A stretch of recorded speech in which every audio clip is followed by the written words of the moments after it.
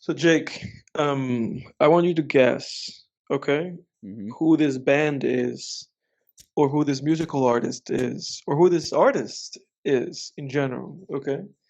And I'm going to read to you their Wikipedia article without just not saying like specific details that would give away who these people are or who this person is, okay?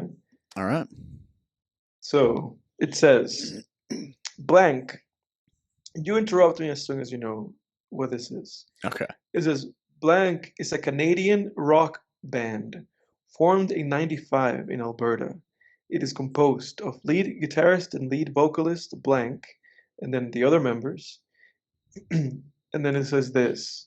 The band signed with Roadrunner Records in '99 and reached mainstream breakthrough success in 2002 with a single, Blank, which reached number one in the United States and Canada. Its parent album, Blank, would go on to be certified 8 times platinum in Canada. In Canada.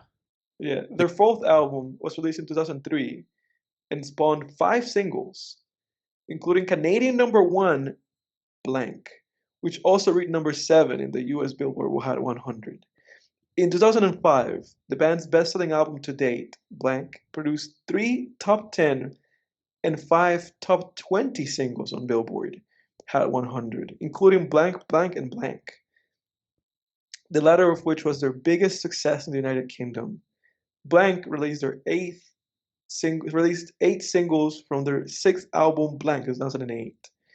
Blank is one of the most commercially successful Canadian rock bands, having sold more than 50 million albums worldwide. In 2009, Billboard ranked it to be the most successful rock group and the seventh most successful artist of the decade. um, the Canada thing is what's throwing me for a loop. I don't. I can give you some pointers. All right. Yeah. Give me another hint. Okay, I'm gonna give you 3 lifelines. This is the first one. These are the genres for this band: post grunge, hard rock, alternative metal, Oh, it's a Breaking pop Benjamin, rock. right? Is that your first try at That's this? my first try. It's not Breaking Benjamin. Okay. Are they Breaking So Benjamin? Are they Canadian? I don't know, but you can try again, or I can give you a second lifeline. I need another lifeline. I think alternative metal, post grunge. No, they're from Okay, Pennsylvania. Breaking Benjamin. okay. So Close. I'm gonna tell you. I'm gonna read you the first like part of the Wikipedia article without doing the whole blank blank thing. The band signed with Roadrunner Records in '99 and reached a mainstream breakthrough in 2002 with the single "How You Remind Me." Oh well, that's Nickelback. They're Yeah, Canadian. yeah, it's Dude, Nickelback. you know what? That was gonna be one of my. I was gonna guess that with the ranges and stuff that you gave, but I didn't think Nickelback was Canadian. They're They're Canadian. Canadian. I They're could have Canadian. sworn they were from the U.S. Yeah. That's Somehow, crazy. somehow, I read this article today because Jake and I have had like some exchanges over text messages today, in which I sent him a childhood favorite song of mine, the song "Hero" by Oh, not that's by right. Nickelback, Oh not yeah, by yeah. Nickelback, by the lead singer. What's his name? Chad Chad Kroger. Kroger. They say that a hero can save. I'm not gonna stand in the Yeah, way. Yeah, dude. Nickelback had some yeah. bangers, They had some man. bangers. That They're was not a such a bad great band. that was such a great way of ending the first Spider-Man movie. Like to me, that's to this Yeah, day man. iconic. Like Yeah. I still remember like vividly as a child watching the first Sam Raimi, Tobey Maguire Spider-Man with the super edgy like ending at the funeral where like Peter walks away from Mary Jane, and I to this day, to this day, I still remember that not only, as he's walking away from Mary Jane, I still remember Yeah. then, not very soon after him walking away. Oh, so just Yeah. that Yeah. fucking I'm song close to is heaven. Yeah. amazing. Yeah. Uh yeah. Dude, Nickelback was I mean, they were kind of my gateway into rock. In all honesty, when I was a Yeah, kid, same here, man. Same here. yeah, I listened to them quite a bit as a kid. I'm not gonna Yeah, lie. Like I would like yeah, buy, back before Apple Music, before streaming was a thing, and you had to like buy songs and stuff. I would like buy their songs and like buy yeah, their records. yeah. They're not bad. They're not a bad band. They just became a meme. They're like the Drake of rock. I feel like. It's funky with them, man. Because I'm just like, when did it happen? Because I remember that at some point in the mid 2000s, in the mid 2010s rather, that's when the whole like look at this graph meme became a thing. Yeah. Look at this Look at graph. this graph. Like when did it become cool to hate on them? Like were they ever like super popular or something that then it was just like, oh, everybody's just gonna hate on them now? Yeah, I mean they were like one of the biggest bands. I mean, you were citing some Yeah, stats there. They I were one of recited the the stats. Yeah, Yeah, they were one of the biggest bands of all time. But they yeah, were, I think they get ripped on because of that pop appeal. It's like the yeah, Drake. It's the same in rap with Drake. I think Drake is the yeah, Nickelback of rap, and I think yeah. eventually he's going to, when his time comes, when he's not as relevant, I do Mhm. think. We're gonna meme him to heaven. Yeah, I don't think he's gonna. I think he's gonna age similarly to Nickelback, where if you say like Oh, my, absolutely, I mean, even now, if absolutely. someone says my favorite rapper is Drake, like you're gonna have some You clown them. questions. Yeah, you Yeah, clown that yeah, person immediately. You clown them immediately. You exactly. revoke their hip hop fan card. Yeah, It's yeah, like, well, show me your card. Oh no, sir, please give it up. Give it up. yeah. Give it. You don't I like think hip hop. I'm pretty sure Yeah. DJ Academics, his favorite rapper for a long time was Drake, if I'm not Yeah, mistaken. but no, to this day. But that guy is just that guy. I mean, that guy is questionable to say the least. I don't think the guy's a true hip hop fan, man. And at the same time, it DJ feels like Academics. yeah, and I like not in like in a way that I feel like he doesn't really respect like the art form because it's like if your favorite like rapper is Drake, then there's a problem, you know. You think so? I feel like part of it too with him is I like don't know if him that's doubling down fair. on Drake. Somehow him doubling down on Drake feels like he does it just to like enrage Joe Budden Yeah, because they had that show together. yeah.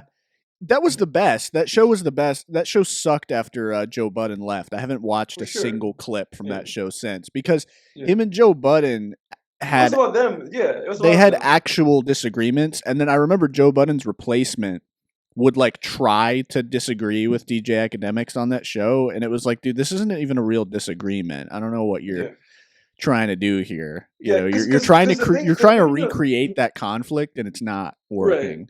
Because the thing that was good about that show was, I guess, that, Academics was like a new school guy where he just gave a lot of credit to like, Yachty and Uzi and Yeah. 21 and Drake, and obviously Budden is, through and through an old head. Yeah. Oh yeah, for And just a sure. guy that only likes, only likes the guys who were in the 80s, 90s, and early 2000s, and that's it. Yeah, that's why rappers would diss him and shit because he was always clowning. Like he would bring Yachty. He brought Yachty on their show and was just I remember. grilling him, just grilling him. And Lil Yachty was just kind of like, "What are you even asking me?" Because Joe Yeah. Budden was just like, "What do you want from hip hop? What do you want from this culture?" And it's just like, "What are you trying to? What do you what answer would satisfy you from this red-haired guy Yeah, with like beads in his 20-year-old braids?" guy. Yeah, Yeah, like yeah, yeah. I don't know. yeah, I with hip hop for me, it's just the full spectrum. I love all of it. right. Some of it more than others, some subgenres more than others, but I enjoy the full spectrum of it. It's similar with rock and roll. Like I enjoy the whole spectrum of rock and roll. I feel like I love Hendrix, of course, Of course. the Death Grips meme. Of course. Yeah, Yeah. Hendrix. I mean, I love the 70s psychedelic rock. I like Yeah, Zeppelin. I love grunge. Grunge is probably my favorite subgenre of rock. I like post grunge. Like I think yeah, Nickelback, Bush, they're fine bands. yeah. Um, I like I've been hearing a lot of them Incubus is a on the great radio around band. here. Oh, really? Yeah, Yeah, yeah. Incubus is an awesome band. Audio Slave, I believe that was the singer. If I'm not mistaken, that was the singer from Soundgarden, Audio Slave. That's a good band. But yeah, yeah, Nickelback's a fine. They're a fine band, but I think that super pop appeal gets you memed after a while because you're not some sort of a fringe artist or People are punching up when they make fun of you. Yeah, exactly. Yeah. And I mean, I want to retract what I said rather about Akademiks not being a true hip hop band, but I feel like it's like that's not fair. I feel like it goes. Yeah, no, it's not fair. I agree with that. I feel like it goes along like hand in hand with the memes about it, because it's like, man, like it's just difficult to respect somebody that puts so much stake on this guy who, like, for me, it's like with him, it's like he made a couple good albums. Like he made a couple good albums. Like he has like two, maybe no, actually he has like 3, 4 good albums out of like 10, 11. I think he has like 11 or 12 albums at this point. And it's just like it's like defending that is just like a lie. But I guess ultimately that's kind of what it is with like even Eminem these days. Yeah. Like Eminem only has like 3 good albums out of like a whole like almost 30-year discography. So it's just rough, man. Yeah. That is a weird thing to think about, that Eminem's been around for 30 years. I mean, that or almost. Almost. I mean, because when did Slim Shady LP come out? 99, maybe 97. 99, I believe it was 99. Yeah, either 99 or 98. Because I know Marshall Mathers LP came out in 2000. Yeah. Yeah. But yeah. I don't know. Dude, if Nickelback was playing near me and it was convenient to go to their concert, I'd go to their concert. Go check it out. Hell yeah. Hell yeah, man. Yeah. It's fun. Yeah. Their music's, dude, I'll be driving around sometimes. How You Remind Me will come on, or freaking. You know what came up on my YouTube recommended was an old TV spot for Batman Begins. Really? And it was like, it was a 30-second commercial for Batman Begins, and it had the Nickelback song. Really? Which one is it? Which one is it? The one, something about trying to. Oh yeah, I want to try to make it all right, but not right now. That one. What's that one? What's that one? I don't know the name of that. I don't know the name of that song. Wait, what is it? Trying to make it all right. This is gonna drive me nuts. Someday, yeah. Someday, somehow, I'm gonna make it all right, but not right now.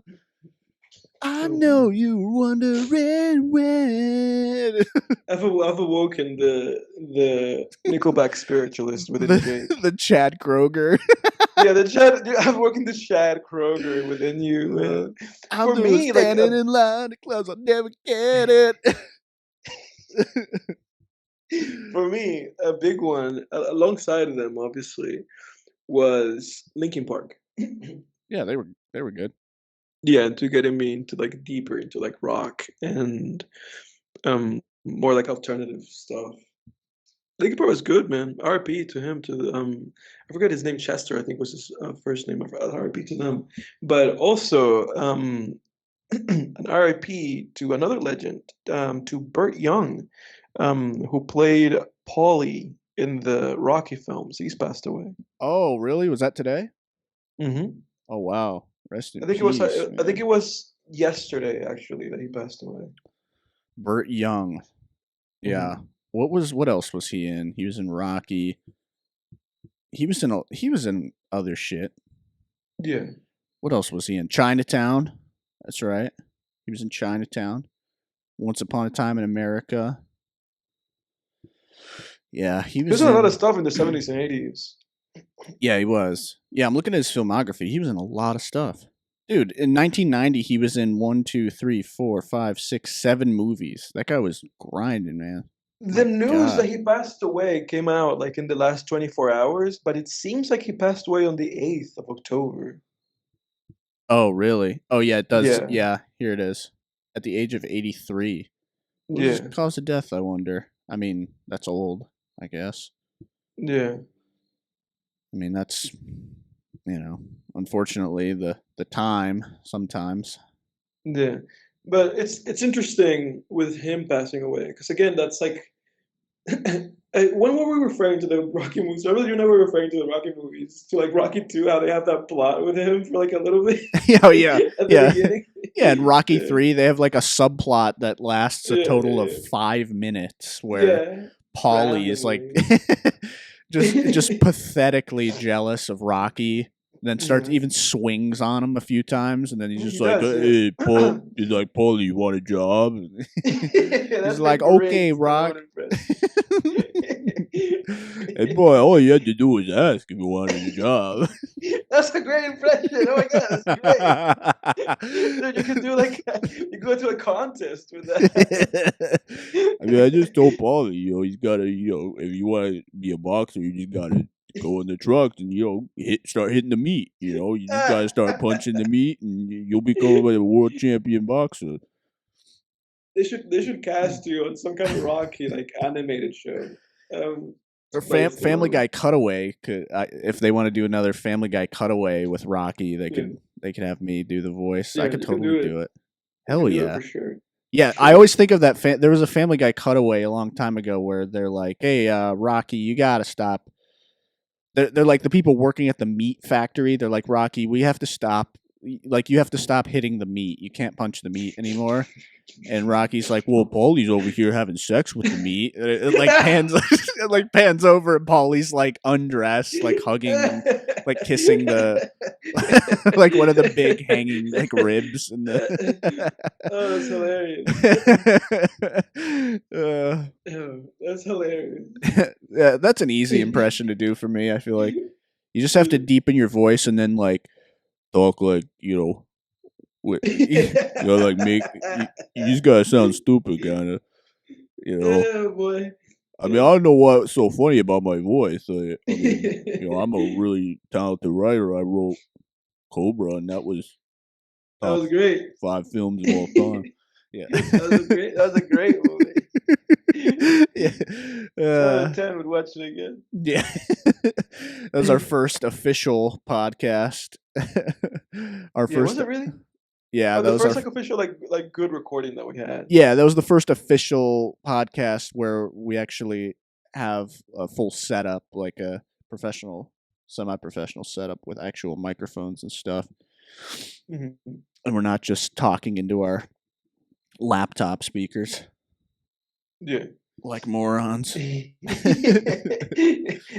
you live and you learn. No, we had to learn for a little while. We had to get good. Yeah. But Yeah. we had to form the habit, you know. But anyway, welcome Yes. back, everybody. Don't Oh, forget yeah, to. that's right. When this is when we're Yeah, getting into this. our audience is like we feeling neglected. Yeah. Yeah, like and subscribe, everyone. Hit that bell icon. It seems the past few videos too, YouTube hasn't been recommending us to our subscribers. So Yeah, it's strange. yeah, hit that bell notification if you can, if you're listening, and then you'll at least get the recommendation, and maybe Yeah. they'll pick back up. I don't know what we did to piss Yeah. them off. I don't know if Night of the Living Dead, because it was ever since the Night of the Living Dead came It out, was since the Night of the Living but Dead. that's not They're like, copyrighted F those material. guys. Yeah. It's like F those fellas. Yeah. These fuckers are Yeah. posting a full movie. But also Mhm. check us out. Yeah, go. We're on Show us Apple some love, man. Podcasts Yeah. as well, Yeah. so subscribe on there as well if you can. Give us those 5 stars, man. Even if you think we're just a 4-star podcast, just give us 5, man. Come Yeah, on now. believe in the potential, man. Like in Gurren Lagann, you have to believe in the best version of us. Yeah. Yeah. Speaking of reviews, I I can't. There's a fellow author out there of horror who like me, he was started out. He earned his or developed his chops sort of writing on the creepypasta website. And he wrote he has a couple of books that he's self-published on Amazon. And I was he self-published like a short story collection a while back, and I was like I just happened upon it, and I was looking at some of the reviews, and one of the negative reviews, sometimes I don't get, man, just people's criticism online goes so far sometimes, because some guy gave him a 1-star review and was just like, book was terrible, da da da. And it's like, all right, that's fair. But then he says something like, he goes, the next Stephen King, he will never be. And it's like, holy Wow. shit, dude. You can't, it's like, you're here to review the book, not crush his soul. Like, Yeah, holy shit, man. So, as much as that's I, too much. yeah, as much as I, want to be a successful author, I'm trying to get an agent and get published and everything, which is going to take a long time. I mean, it's not going to be easy, but as much as I want that, there's that's definitely something I'm, not looking forward to, is that aspect of it. People criticizing. Yeah, just being at the mercy of the public. That's the Yeah. thing about being an artist. You're just putting yourself out there, and people can tear you down. You might end up People the can say, next look at, yeah, people assholes can like say, us. yeah, We'll exactly. we'll shit on your movies. Shit on your movies. It's so easy to shit on movies, man. Yeah. It's like the least. It's like I feel like the easiest thing to do is to shit on music Hmm. because like that's just so passive. Um, but I guess like the second thing after that is like movies or Yeah. like TV shows. It's so easy to shit on. Yeah, for sure. Especially, yeah. It's weird, man, because I was watching the Blair Witch Project last night, and Really. it's a great film. It's a great found footage film, but it's tough when you go back to something that at the time was super super fresh and unique, but no longer Mhm. is, because then you're Mhm. comparing it against the slew of other found footage things, and we've Mhm. all seen at least, even if found footage isn't your genre, we've all seen at least like a few shit found footage films. Right. And uh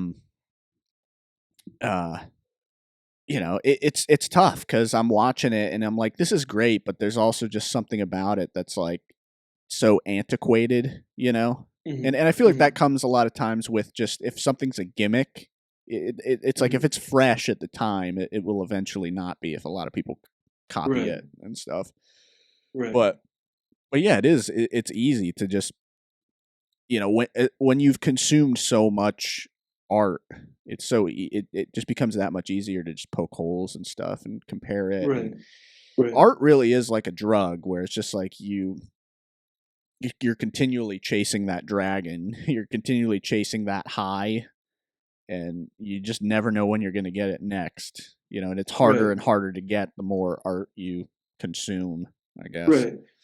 Right. I feel that's a good way of putting it because that obviously that's kind of like the constant motivator to, you know, watch new things. Yeah. Whether it's like, or even listen to new things. It's like, oh man, what's it, like when am I gonna find, that other, Radiohead, In Rainbows album? Like when am I gonna find that? Yeah. When am I gonna find another Blade Runner 2049? And it's like just constantly just like searching for that. And like you said, it becomes more and more difficult. Because like when you first get into something, everything is so impressive. It's like every movie's a 10 out of Yeah. 10. Yeah. And then eventually you're like, actually that movie that I gave a 10 out of 10 to is actually a 5 out of 10. Hmm. It sucks. Yeah. When we started at film school, and I was, first getting into great films, I was first starting to really watch, because before college, I hadn't watched that many great films. Mhm. It was like the greatest film I had ever seen going into college was like District 9 or Goodfellas. It Mhm. was like Mhm. or I The remember Dark the Knight, days. was like one of Yeah. my top films at that time. Yeah. And then we really started, you get a film education, you get introduced to new things, new directors, new actors. And I remember there was a while in film school where I was just like, I was hooked. It was like, man, everything, just all these great movies that I've never seen, each one's just a home run. And Mhm. it's tough after a while because you burn through stuff, and it's harder and harder, man. But I don't know. It's not such a bad thing, because they do come around. You just have to have faith. You have to have faith that you will find, that great film again, or read that great book, or Right. Right. come across that great album. And there's always a whole library. There's a whole library of everything that you're picking and choosing from that you're never going to run out of. you Right. know. But yeah, I can't. What do you? What's like the last great film that you saw for the first time? It doesn't have to be like a new film, not necessarily chronologically, but just a film that Yeah. you saw. It could be from any decade that just was like, man, holy shit, that was so great. What do you think Yeah. the last time that happened was for you? Like, but as in last time, but like, do you mean like recent, like with recency, or just like what specifically? Yeah, I mean yeah. I guess it could be Oppenheimer for both of us. Exactly. I Yeah, mean, because I was gonna say like that's what it is right now. yeah. Like this year, that's what it is. Yeah. Like that's the movie this year that I've seen, and it's the only movie I believe that I've seen this year where where I've just been wowed, and Yeah. I've just been like, oh God, like Scorsese, absolute cinema. Absolute cinema. Yeah, that's Yeah. the only movie that have had that. Obviously, like this has been a very slow year for movies for me, where I haven't seen like that many movies this year. Right. Um, there were years where like in a year I would see like close to like 300 plus movies, Yeah. but this has not been that year, and neither was like last year. But I feel like Oppenheimer is the film that I've seen that had that kind of impact on me. I'm trying to think as to like what might have been before that, like what I might have seen like before watching Oppenheimer that I might have had like a really like big impact on me. I'm actually looking at my letterbox just to like kind of like shake my brain a little bit. And it's funny because I'm looking at my letterbox, I'm looking at like movies I'm looking at like the movies by release date. And dude, there's like nothing here. It's Yeah. literally just Oppenheimer. Everything that's come out like in the past, seemingly because my list goes back to 2019. Since 2019, I've either seen movies that I've given an eight to, or movies that I've given like threes or ones or twos, or sixes. Like, Yeah. so it's been a while. I would have to see like just like my actual watching in order to see like what the last thing that I liked was. I'm looking at like my diary. Um, Past Lives, that was a little I know, and I saw that I like a have few weeks that. after Oppenheimer for the Yeah. first time. Korean, or well, it's a I think I mean it's kind of a Korean film. It's mostly in English, I think, but I'm pretty sure it's a joint like Korean and American production. But that was a really impressive film. I gave that a 9 out of 10. That was amazing. That was very emotional. That was a good one. Let me Um, see. I mean, we rewatched Shin Godzilla on at some point in December of last year, and I gave it a 9. That's like the last great yeah, rating that I've given. yeah. I've given a good number of eights this year. I mean, Yeah, I have to. I've been generous in a way. eights are welcome. You know, an 8 out of 10 film is like solid. I can live with that. You know, Mhm. but nines and tens are the ones that like for me that at least everyone's rating system is different, but for me like a 9 or a 10 is really what I'm Yeah, and chasing. that's what I'm looking for. Like I'm all the way in June of last year. My letterbox just like looking like, did I? When was the last time I gave a movie like a 9 or a 10? Yeah. Okay, I found it in June 19th of 2022. In June is when I was watching Bong Joon-ho's filmography, the director who made Parasite. Yeah. And during that time is when I watched like Okja and Snowpiercer and Mother, Memories of Murder, Tokyo, Barking Dogs, Never Bite. Like that's when I was watching all those movies. And during that time, seemingly on the 19th of June, I gave Memories of Murder a 9. That's like Okay. my highest rated Bong Joon-ho movie. Actually, I think that and Parasite have rated a 9. And that movie is incredible. Like Memories of Murder is an incredible movie. I mean, it's been said, like all the reviews, all of the critical acclaim has had this movie has had all of that, and it's extremely well deserved. It's an incredible film. I guess that's the last one that I saw that I was like, this is incredible. Yeah. I Um, put that in one and of my then watch before lists, so that, I think yeah, that must have come from you, from your yeah, recommendation. because I remember when I was doing this whole Bong Joon-ho thing, I was talking to you about it. We were doing the podcast. Before that, the other 9 that I gave was in May. And it was The Path of Glory, the Kubrick movie. Oh, okay. Yeah. I've never seen that one. Yeah, no, that's also an incredible movie. It's actually short, it's like an hour and a half, but incredible. I Paths mean, of if Glory. you, Paths of Glory, yeah, like if you love Kubrick, or if you just love, I guess, it's great movies, I thought that was incredible. Oh yeah, Um, I've heard of this. Yeah, I got to put that on my watch list. yeah, no, that movie's insane. Like, really good movie. That's an early one from him, 1957. Yeah. That was back when everyone was just making movies about alien invasions and radioactive monsters in the Yeah, 50s. no, this is just a movie about war and just like like the I guess the nature of war and men and so on and so forth. But this is one of those movies that you have to meet it where it's at, like obviously you have to go into it being like this is a 1950s like classic like Kubrick movie. Right. And I feel like if you just approach it that way, then I feel like you'll have a great time. I mean, I had a great time watching that movie. Um, I need to get but around yeah, to I guess rewatching The Shining too. I gotta yeah. rewatch that. It's been a long I do. time. Yeah. I wish I want to rewatch that too. Um, so I guess in over a year and a half, I've seen three great movies. That's how bad it gets. Yeah, That's how, I've seen yeah.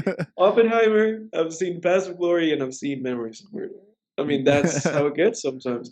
And I feel like at some point I was like probably watching like oh man, this is 9 to 10. Like maybe like every other week or like once a month. But Yeah.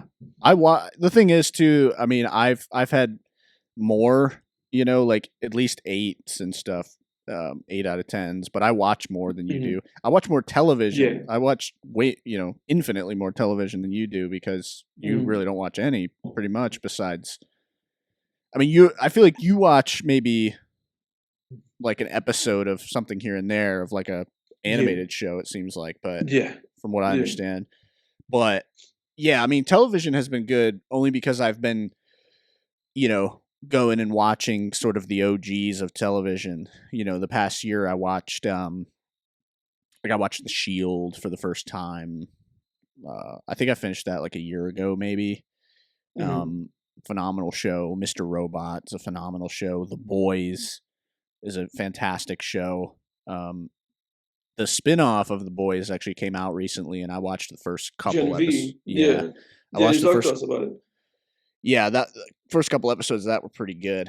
Um, but yeah, television, if you know where to look, you just you gotta vet with television.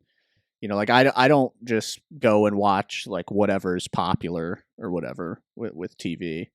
I Mhm. definitely have to, because there's a lot of crap in TV that There's a lot comes of out. crap in TV. It's a ton of crap, but anyway, dead air. Something that I wanted to talk to you about. I guess I'm moving a little bit off this film television topic. Have you heard about a band that you and I saw live? Have you heard about what's been going on with Death Grips? No, I don't think so. Death Grips, I think this happened like over the past few days.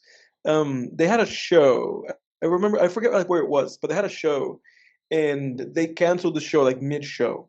But I don't know if they canceled like their whole like tour. I don't know if it's over. And people have just been making a hubbub online, in part because people are just like, hey, you guys. I guess I'll get into like what happened. Um, Apparently, people have been showing up to Death Grip shows and either being too much in the mosh pits, right? Hmm. Or apparently urinating in the mosh pits, like Holy just peeing shit. or urinating themselves.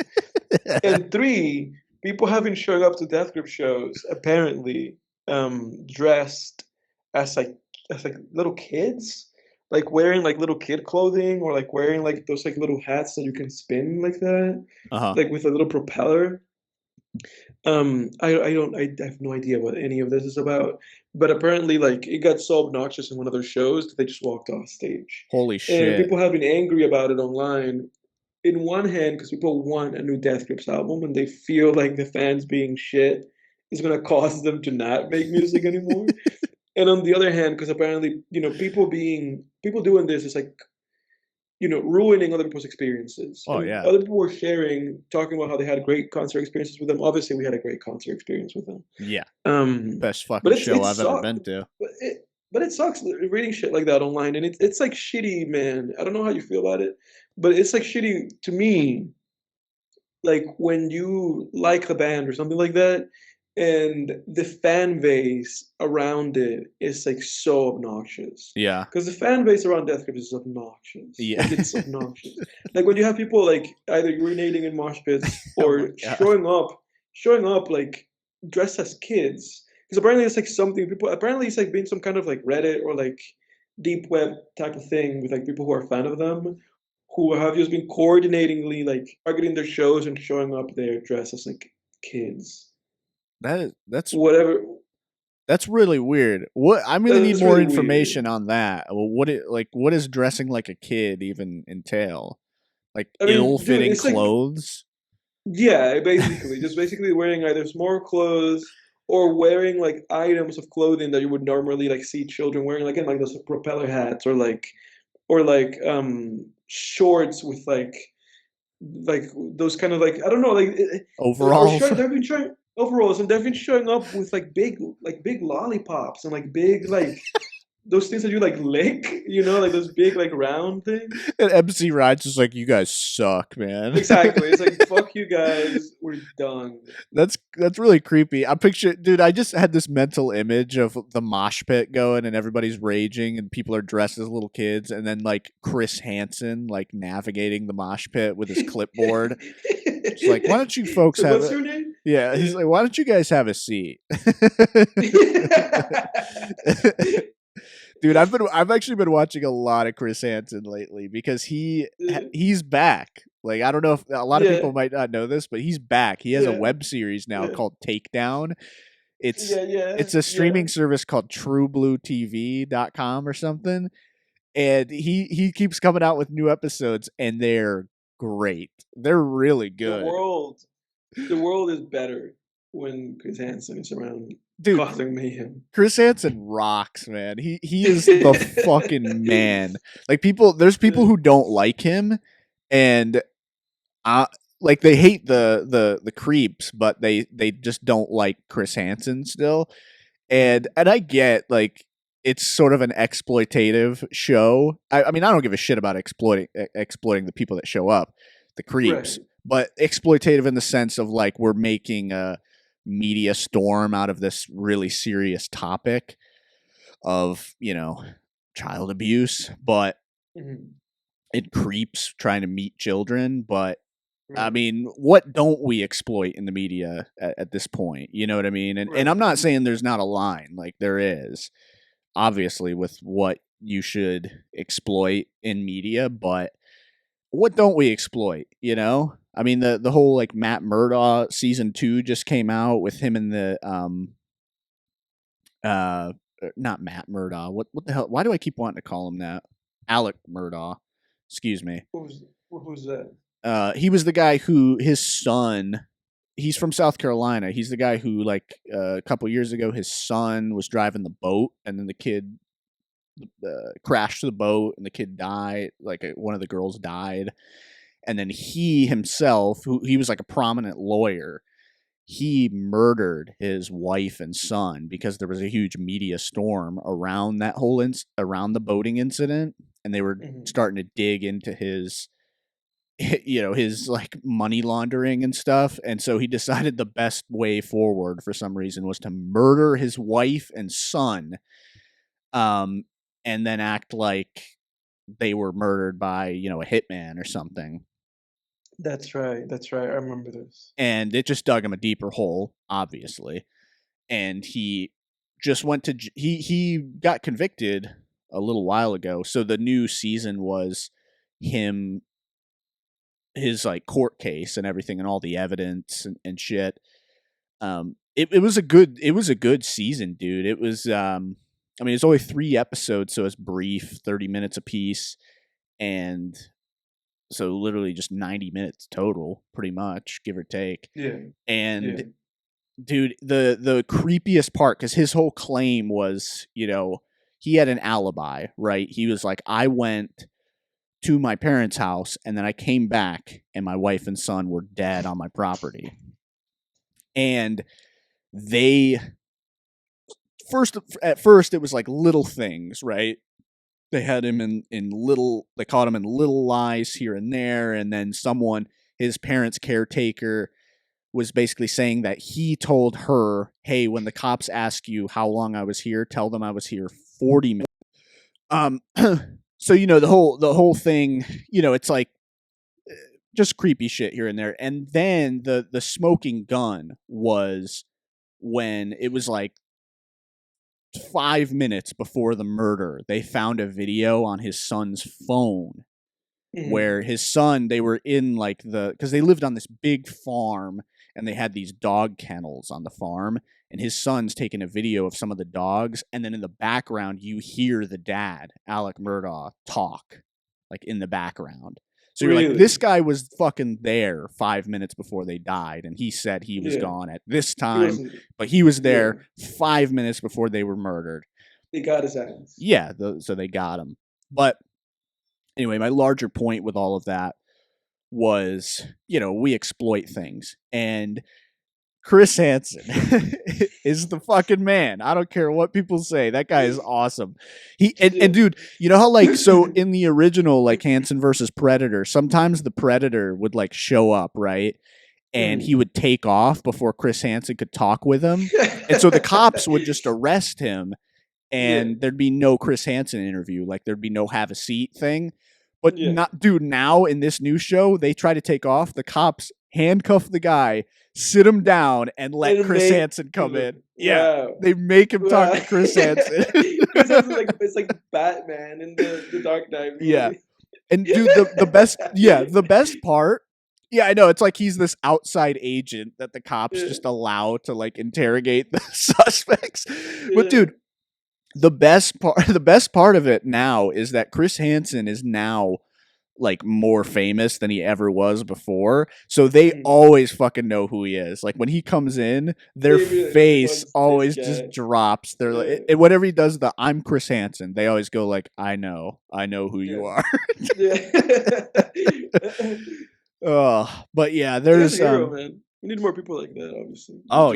Doing work like that. Oh hell yeah, man. There's something so comforting about watching those two, where it's just like, man, no matter what your life looks like, you watch these predators get caught, and not only get caught, but also be humiliated on, national television, or in this case, like on the internet, which is basically national television. Yeah. And everybody's going to know, and you can just sit there and think the whole time like, man, at least I'm not at least I'm not them. I never would be in this situation, but it's like you still are like, at least I'm not that guy. Well, that's kind of like the whole Greek tragedy thing, right? It was just like that's the whole idea with that. It's like when you just watch, just like it makes you appreciate your life. Yeah. I always said it, dude. I bet Chris Hansen, man, it must feel so good. Dude, you must be on such a high horse, just sitting there and just being able to talk down to a predator like that. It'd just be like, what are you doing here? I bet, dude, he would never say it. He would never admit it, but I bet that guy gets a rush off of that, man. Dude, of course. I would get such a rush to be able to sit down next to someone who might be older than me, who's like my elder, and just wag my finger at him and be like, "You showed up." With righteous condemnation. Yeah, exactly. Just to be like, "You showed up, Donnie, to meet a 14-year-old girl." Dude, it pisses me off though, because all of them, they always have the same fucking excuse. They always have the same excuse. It's always the same thing. They're like, I didn't know. And then Chris Hansen's like, no, you did know. She said it right here. And then they're like, no, you did know. and then they always say, yeah, I was just going to show up and talk to her and like, tell her to not meet strangers online. It's like, shut the fuck up, man. Of course. Shut up. Yeah, of course. Obviously, the legendary one is still the pizza one. That can never be recreated. Which one's that one? I've not seen all these things. That one's, I think the guy's name is Jeff Sokol, and I remember that because people started calling the pizza place and asking for the Sokol special because he showed up. You, I feel like you and I talked about that episode though. It's the one where the Predator shows up and he has a pizza, and like when Chris Hansen comes and starts talking to him, he just starts eating the pizza. Oh yeah. And he like offers Chris Hansen a slice. Yeah. And he's so smug too the whole time. He's just like eating pizza. He's like, I haven't done anything wrong. And it's just like, fuck you, man. Rot in jail, you piece of shit. Oh god. Oh man. But they're doing good work. Because what's really shocking when you watch that show, and Chris Hansen, he's been doing this for like decades now, and I feel like, I don't know if he's just playing it up for the camera or if he's still shocked to this day. You could tell this guy is shocked just how many people show up. Like, I was watching a recent episode. I even remember the name of the one of the recent episodes is called Dylan's Worst Mistake. It's like a guy who's like 21 or like 22 or something, and he shows up to meet like a 13-year-old or something. And he's like, I mean, full blown panic attack. He's like, oh, my life's over. My life's going to be ruined. Da, da, da. They're never remorseful too. They're always just mad they got caught. Right, but of course. So dude, check this out. Part way through the interview, Chris Hansen still got some like a good amount of time with him interviewing him. And then dude, the cops go, hey Chris, another one's pulling up right now. We got to go. And they're like, all right, interview's over. We got to get in position because another guy is showing up, another predator. It's like, holy shit, how many of these guys are out there, man? That's the scary part when you watch that show. Yeah. I mean, and the weirdest part is when you watch it and in the moments before Chris shows up, before Chris Hansen walks in, those are the creepiest moments for me because you look at like how relaxed they are, like how they're just happy to be there, and they're excited. It's really fucking weird. It's fascinating, man. Obviously, I think our culture and the society that we live in, I think that in a way, I feel like it promotes this kind of thing, What kind of because you and I have, this kind of thing, this kind of behavior from people. Because you and I have talked about this. Like we talked about like how it happens to like all these young actresses, like Millie Bobby Brown, or like like any of these people. It's like they just start like it's just like this weird like market where they just like overly like objectify these people, male or female. Doesn't matter, and I feel like it like feeds this whole fucking thing, like I don't think we live in a society that like I think we live in a society that just like it's like more harmful than not to everybody, and in a way incentivizes this kind of behavior, but at least we have Chris Hansen one at a time. Yeah, one at a time. I love when he walks in. His one-liners. Yeah, Chris Hansen's one-liners are the best. When he just walks in, he's like, "Hey, what are we doing tonight?" It's like, oh, there he is. Pizza. Yeah. What kind of? Yeah, I think the pizza guy walks in. He's like, "What kind of pizza we having?" Does he like wear like a bulletproof vest or something like that? Because I would assume that like in his head, it's like these people could attack me, Because at that point, it becomes like fight or flight for them. Yeah, well, so the new show is different because the old show, they did it where the predator would show up, the decoy would be there, right, and then Chris Hansen would come in. Mm-hmm. Then he would reveal that you're on TV. Then it was revealed that the cops were there. Now they do it reverse. The new show, the cops bust the guy first. Good. Put him in cuffs, and then Chris Hansen comes in. It's better for Chris Hansen. Probably for his safety. Yeah, because exactly. I always thought that too. Like sometimes I'd be watching episodes and I'm like, this person could just pull out a fucking pull a knife or something. And the cops were like out in the old show, they were out in the garage. So it's like they're not gonna get They're not gonna get here in there. time. Like, you're gonna catch a bullet before they get there. Yeah. It's funny though, because it's like, in a way, you can see how it's like funnier that way. Like Yeah. it's funnier when it's like, hey, it's me, Chris Hansen. Like that's the funniest version of that. But it's like the least safe. Yeah. Well, those ones are the best too, because then like the predator will think they got off scot free, Yeah. and they're like, "Well, I'll just be on this like show or whatever." But then the Right. cops come The in. cops show up. Yeah. It's the funniest version of that for sure. Yeah, I mean, it's. God, I feel like being on Chris Hansen's show without the cops is like bad enough for them, if Yeah. you were in that position. But yeah, the new show is definitely safer for our dear Chris Hansen. That's for sure. Yeah. He's gotta be protected. Yeah. Not gonna be partaking on shit like this.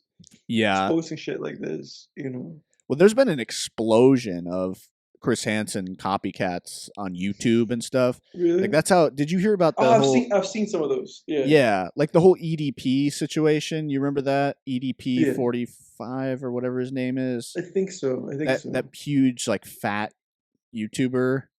They one of those channels caught him, and Wow. and then another channel caught him again. I think. That's twice. You got him twice. Yeah.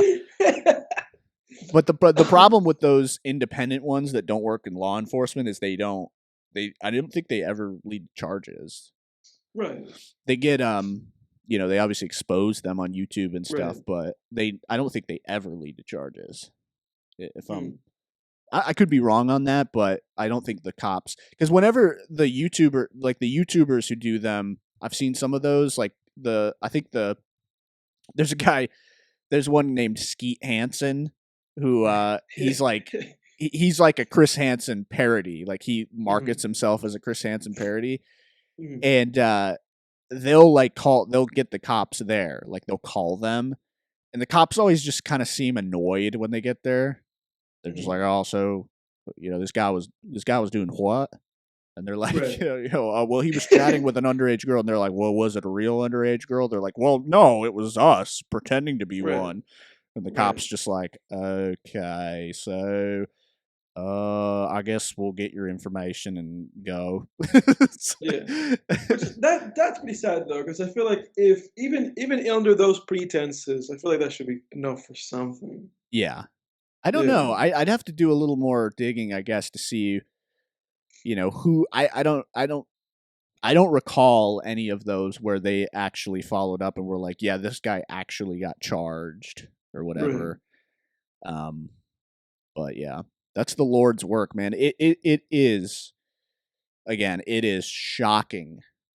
I mean, it's like shooting fish in a barrel. I mean, they go to these YouTubers like Skeet Hansen, he goes to different cities and shit. He goes to different cities, and they'll do it for a whole weekend. A whole weekend. Just catching guys. Just catching dudes all night, every night. And it's like, where are these motherfuckers coming from, dude? Right. It's fucking frightening. And the thing for those guys is that I guess they're getting off, like, if what you're saying is true, that in law enforcement, they're just like, oh, whatever. They're just getting off, I guess, scot-free. It's just like a scare for them. It's like, oh, oof. Yeah. And then a lot of times these YouTubers will catch them again. I think there was a YouTube channel, I think, caught the same guy in the same day. Really? Just twice the same day? Yeah. Huh. They're like drug addicts, though. They are. That's what one of the cops being interviewed, the chief of police, they were interviewing him for Chris Hansen's new show, and he was talking about it. Like, I'm assuming he was citing some behavioral science or something that that he read or was informed on or educated on, but he was talking about how, it's like a drug addiction.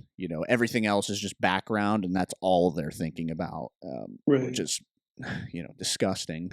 But yeah, it really is shocking. Again, it is like shooting fish in a barrel. I mean, you and I could go and start one of those right now and probably catch like 10 creeps in a week. Yeah. Which really makes you wonder how many of these people you pass on the streets. Exactly. Just on an everyday basis. Like, And I think about that shit sometimes. I thought about that today, not in that context, or just in that sense, like the criminality context. Like, oh, who are it's like you walk around people. It's like, who are these fucking people? Yeah. Because you never know what we're fucking doing. How many Like, oh, what murders is have this I person? met? Exactly. Or how many like just plain old weirdos. Yeah. Yeah. People are weirdos, man. People are into some weird shit too. I've Yeah. noticed these days. Yeah. It's weird, especially like in growing up in the Bible Belt and stuff. People whose families are really hardcore Christian conservative. Mhm. Dude, those kids ended up being the biggest fucking freaks. Like Yeah. as we grew older, like you'd hear Yeah. stuff. Yeah. You'd hear through the grapevine, like just some weird like dude stealing panties, like that type of shit. Yeah. Just that Oh, boy. level of weird ass of weird ass shit. That's hilarious. But it's always, dude. It's always whenever I hear something like that, I'm like, I bet that person grew up in a Christian conservative home and their parents went to Bob Jones University. Like, yeah. Well, talking about weirdos, I think you might be excited about this one because I know that I am. There is a new Danny Brown album coming out soon. Oh yeah, different type of weirdo. We obviously don't want to put him in that camp. We don't want to associate him with anything like that. But that was a smooth segue. None of that for Danny Brown. That was a smooth segue, though, Edward. I gotta admit. I think I did hear about this. When is it? Is there a release date on this? Oh, November 17th. November 17th. Yeah. The album cover is just him. He looks sad. Quaranta. What's the name of the album? Quaranta, right? Quaranta. Yeah. Quaranta. He's got a single, Tantor. I gotta add that to my playlist here. Yeah, freaking Danny Brown. Danny Brown's the man.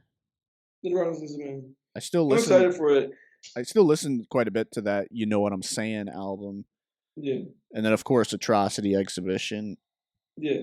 No, those songs are all over my hip hop or like experimental or like any kind of hip hop playlist that I have. They're all over those playlists. Yeah. But I'm excited for him to release this because I've been waiting for a new Danny Brown album for a while. Because obviously he put out that album with JPEG Mafia, but that wasn't enough to satiate me for what I wanted because I just really wanted Danny Brown. I really just wanted Danny Brown.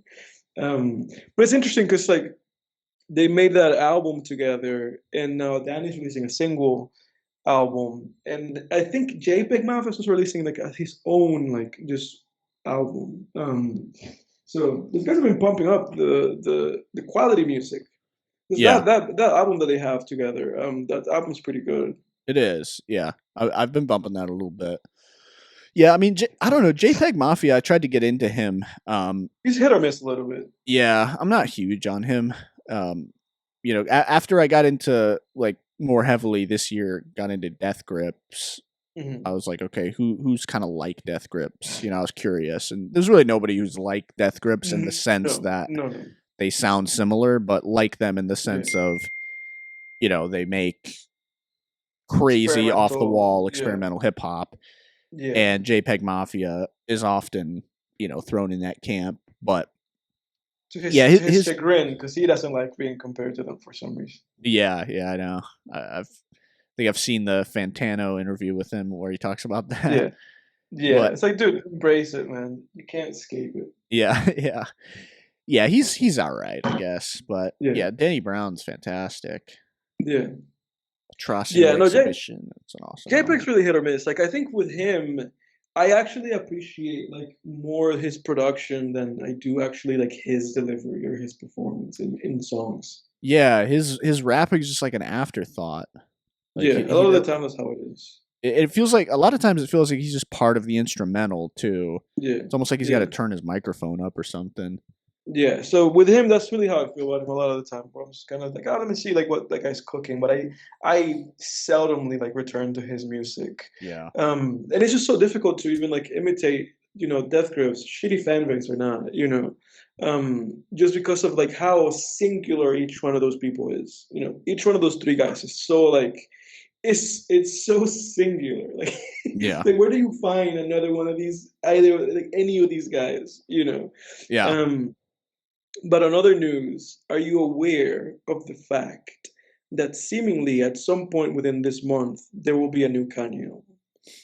Um, I don't know. I feel like that happens a lot where we hear there's going to be a new Kanye album, but it doesn't Yeah. come to fruition. Well, because Doesn't doesn't he's bear been like, fruit. yeah, because basically since the whole controversy with him, he's basically just been like in Europe. He's been like in Italy, in Germany, or in Japan. That's basically where people see him. And I think Don Toliver today posted a story with Kanye on the story. It was just like a picture of Kanye in the story. And like with the location tag of like Germany, Yeah. because apparently Kanye's been doing one of his big concerts, like one of his like big listening concerts. Mm-hmm. I think scheduled for like I think the 24th or something like that. And a lot of outlets are reporting that the album is expected to come out like apparently like any time at any moment this month there could be a new album. Yeah. I And know. obviously, I know. seemingly Ty Chief Dolla has Keef been was. involved a lot.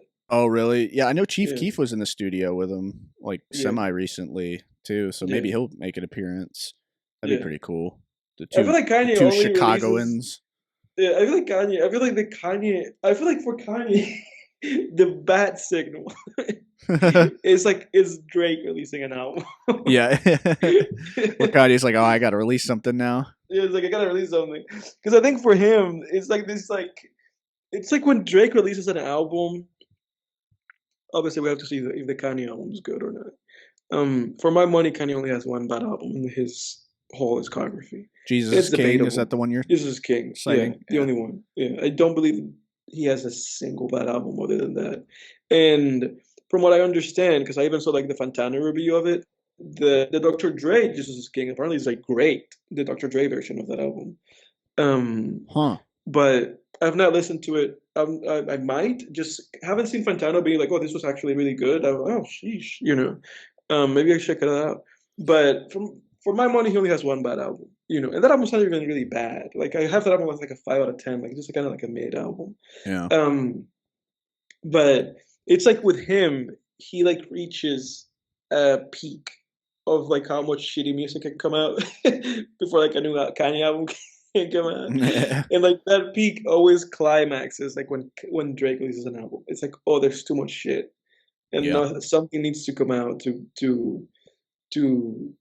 clear the waters a little bit. We can only Yeah. expect, you know, because obviously a Kanye album might come out and it might be a piece of shit. And who know, I mean, who knows? You know, I mean, Well, nobody's even heard from the guy over the past like what, like year and a half. All that you see is like photos of him wearing hoodies. You know, it's like, oh, okay, what's that guy up to? You know, yeah. With his new or like, wife, who he's yeah, or apparently weird, telling her not to yeah, speak and stuff. It's like, what the exactly, or fuck just is going weird stuff on? about him and his wife. But it's like, okay, that's really strange. You know. Yeah. I don't know, man. I don't know.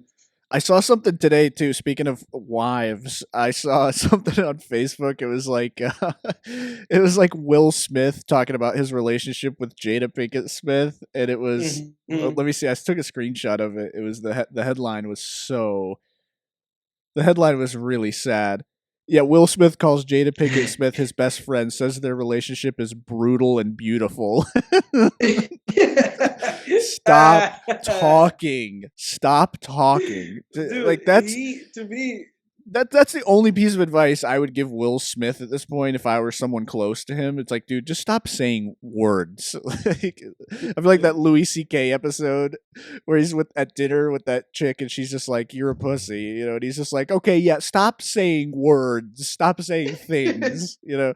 I feel like that where it's just like, Will Smith, stop talking. Don't say anything more about this stuff with Jada.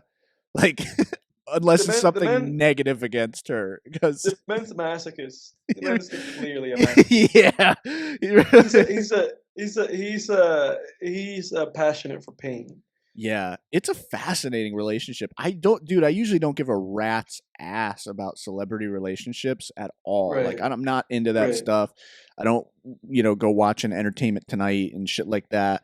I don't care, man. I don't care about celebrities' divorces and stuff, but the Will Smith and They Jada, just don't shut up. They just don't shut up. They keep yeah, going. I know, and Yeah. it's just fascinating. It's like that meme that you sent me captured it perfectly, where it was like Jada Ugly Pinkett Smith shoes. said, "That was the one where it was like Jada Pinkett Smith claims that she Oh, has she never never met even Will met Will Smith." Smith. That meme was perfect because it was like that's the Yeah, only other place for this to go. That she yeah. would just, I've never She's even never even met met Will him. Smith. like Never even met him. like that relationship is insanely fascinating to me. Just watching Will Smith just keep taking these beatings from her, and Yeah, public beatings. she seemingly just really enjoys it. That's why that Mhm. meme was so accurate, because it's like it seems like she just enjoys I this. mean, dude, it's strange because it's like, oh, yeah, just over the past week, it was like this her saying that she was like we've been separated since 2016, and she was like, so when I heard him say, "Don't talk about my wife or whatever, get my wife's name out of your mouth," she was like, when I heard him say that, I was like, what are you talking about? Just that. The fact that she discredited him for that, despite because the world already roasted him Yeah, and he and could have canceled him for that. used at least one person But she standing was by like, him. she distanced herself from that. She was like, I've not been together with this man for like 8 years. The fact that she said that, and then that she said, that like her and Tupac were soulmates, and that Yeah. When Tupac was in jail, that he like proposed to her, and like all this crazy shit, man. She Mhm. just said that over the past week because she like released a book, and Yeah. that's why she's just been running her mouth about all this shit, and As the the Smiths last do. the last thing that I heard about it today, I think it was that she said that she thought that in her mind, if Tupac had lived, that she thinks him and Will would have been good friends. That's the last of it. That's the Will last and of it. Tupac? Yeah, that they would have. That she thinks they would have been good Oh my friends. god. Dude, a few weeks ago they actually arrested a guy who claims to have killed Yeah, Tupac. I saw that. I saw that. Yeah, Yeah. yeah. I don't know what's like the Tupac Shakur murder suspect Dwayne Davis has 2 weeks to find a lawyer. Dwayne Davis is accused of arranging the killing of the hip hop legend in 1996 in Las Vegas. That's crazy. Officials say Mr. Davis, a former gang leader, orchestrated the killing in revenge for an attack on his nephew. Mr. Mm. Davis appeared in court in handcuffs and wearing a blue prison uniform. Oh, no, what? Thanks. I didn't. I really was wondering what he was wearing. No way it could have been handcuffs and a blue prison uniform. Thank you. Yeah. I thought they gave him some Lacoste to wear. Some polo shirts. Yeah. He has yet to formally enter a plea and was expected to at Thursday's hearing before the new delay was ordered. Judge Jones said that if Mr. Davis has not hired a lawyer by then, a public defender will be appointed for him.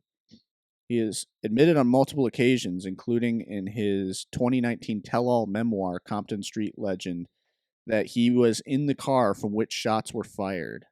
That's crazy. And they're just now arresting him? Hmm. It's weird how long stuff takes. Sounds like sounds like that like OJ song, like if I had that book, like if I had done it or whatever it was. That's crazy.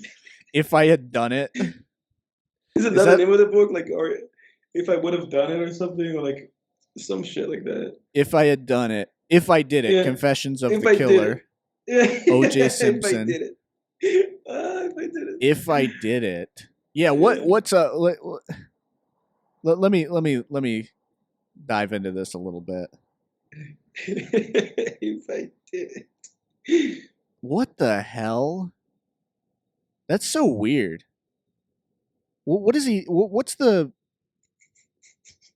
is the content of this book? Let me go on Amazon. I think it's like if he had done it. I think it's like him talking about like what he would have, how he would have carried it out or something like that. It's like certainly not how yeah, he's like certainly not the past version of how the past version of me carried it out. This is how I do it now.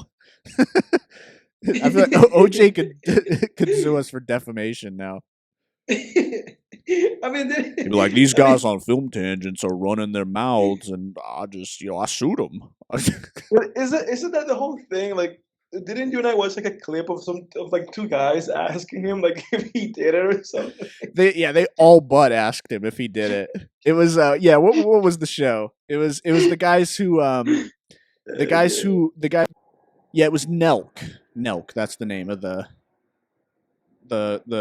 group or whatever. But they were interviewing him, and they like all but asked him if he did it. Like they're Yeah, I interviewing him, remember and yeah, that. because they're asking him all these like specific questions. They're like, oh, and then the final question that they asked him was like, so have you ever thought of like who maybe you think did it? And he walked out, right? He walked No, he out. didn't walk out. He just Uh, he looks at them dead in the eyes, and he goes, I'm not going to talk about this, guys. Okay. And the guy goes, okay. And then he looks at the other guy and goes, okay. And the other guy goes, all right. he basically looked at them and they're like, he basically looked at them basically like, I will kill you Yeah, guys. I'll kill you guys, and It's I'll like get that. away with it again.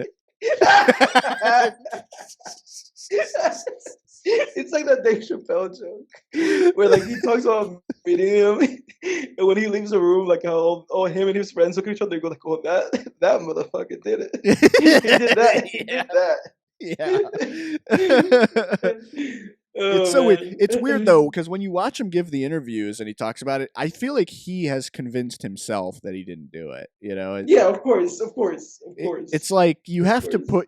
put yourself in, like, I feel like if you're in that position, you have to put yourself in a mindset of like, I'm just going to create this new reality that I didn't Yeah, do it, yeah, because absolutely, you have absolutely, to start believing the story that you're telling, I think, because absolutely. because Yeah, otherwise, how could you sit there, unless the guy's just a full blown psycho, which I don't really know much about, like what mental health professionals think of OJ, or if he's yeah, gotten treatment, or if he's been yeah, diagnosed. I'm not really an expert on it. Like, I don't know much about that stuff, but about OJ's personality assessment. But I have to think, otherwise he wouldn't be able to just sit there and talk about it as if someone else did it just so easily. Because he's talking mm, about it on Nelk's show. Like I mean, I'm watching it and I almost was like, this guy didn't do it. Like he's the way he's talking about it. But it's yeah, like the evidence is pretty clear. I feel yeah. like it's so Well, weird though Jake, if because the glove doesn't fit the crime, yeah, he did not commit. yeah. But that's the thing about um that's the weird thing about the justice system, where it's like we can't really say that he did it, because he Right. didn't get convicted. If there's no conviction, because we could sit here and say the evidence is clear that he did it, but it's like, well, the jury didn't think so, and it's it's a weird thing of there's a weird I've always found it fascinating, the idea of truth and how we just don't have access to all truth. Hmm. Not to get super deep or anything, but it's like Yeah. there's just things out there that we'll just never know. Like no one was there. Only one person in this case knows without a Yeah. shadow of a doubt Without a shadow what of a doubt. Yeah. happened, you know. Well, I guess that's just the nature of things, isn't Yeah. But that's the whole thing with you like folklore and stuff too. It's like you think about I don't know, not to go in a weird direction, but it's like the whole idea of Jesus and his miracles and his resurrection and stuff. It's like, dude, we don't have access to it. We have it? Right. no access to the actual truth of what happened. But there are Right. people who know There's whether people it who know. happened or not. There's Yeah. people who, if he was a historical figure, Yeah. there's people who knew him, For a fact. and they Yeah. either knew that it fucking happened, or they know that it was. They could tell you now that it's bullshit. There's BS. you Yeah, for know, sure. yeah. For sure. Or they It's tell you that it happened, but it didn't actually happen. They just believed that it did. It's right. it's weird, man. It's It's weird. fascinating, isn't it? But I Yeah. guess that's kind of just the nature of things. Ultimately, something that I wanted to say with the music section that we passed was that I know there's a lot of people that are hyped. I know there's a lot of people who've been anticipating this. I think you're a fan of this artist, and I think you're probably gonna be hyped that a new album's coming out. Because, sir, there is a new Wale album coming out. Wale. Wale, dude. Yeah. Is there a more bland name in rap than Wale? He has a Not to new be an album asshole. coming. Dude, I have it written on my phone, like the note about Wale, and I have it written as new Wale, LOL. What was the last project that guy put out? I don't remember. He's just had like no like media attention. Like people have not paid attention to that guy at all whatsoever. No. Did he put like was it him that put out an album with like a baby grabbing a moon? Was it him or was it Chris Brown? Yeah, that is him. Shine. I'm looking at it right now. Yeah, there it is. Horrendous album cover. I remember that and it like has like a little effect. Like if you click on Yeah, it does. It spins. horrible album cover. Like it doesn't get worse than that. It'd be good if it And wasn't a baby's hand. That'd actually be a good it'd be album good if it wasn't a cover if it was baby's just a hand. regular Yeah. hand. But it's like It's it's just so a little. gimmicky. It's like a chubby baby hand. Yeah. And the funny thing about it was that I remember that this was the album that Fantano destroyed, Oh, really? and it caused like a huge beef between him and Wale. Oh, did it? And it was hilarious. Yeah, he had a beef with Wale on like Twitter. Fantano's the man for beefing Yeah. with rappers. I feel like it's like I don't know. These people, these like critics, build up such a huge following and stuff, but you have to remember it's just one guy. It's just one guy. It's just a bald guy on YouTube. It's just one guy with a lot of followers. It's dude, one let me man's see. opinion. I'm watching the review right now. I'm looking at the Fantano review. Look at Fantano, man. He gave it. What do you give it? I think he gave it a 0. Holy shit! Let me see. I'm going to what he did the rating. I bet you it's not that bad. Let's listen to it. It's irrelevant because he doesn't have the singing chops to really execute any of it. So I'm feeling a decent. Hold it closer to the mic so it won't be in background noise. This is all an opinion. Nobody's picking on you. Nobody's being mean to you. I and the reviewer out there are telling you what to think or trying to tell you what you're doing because you know what you're doing. Position. Holy shit! He schooled him. Wow. Schooled him.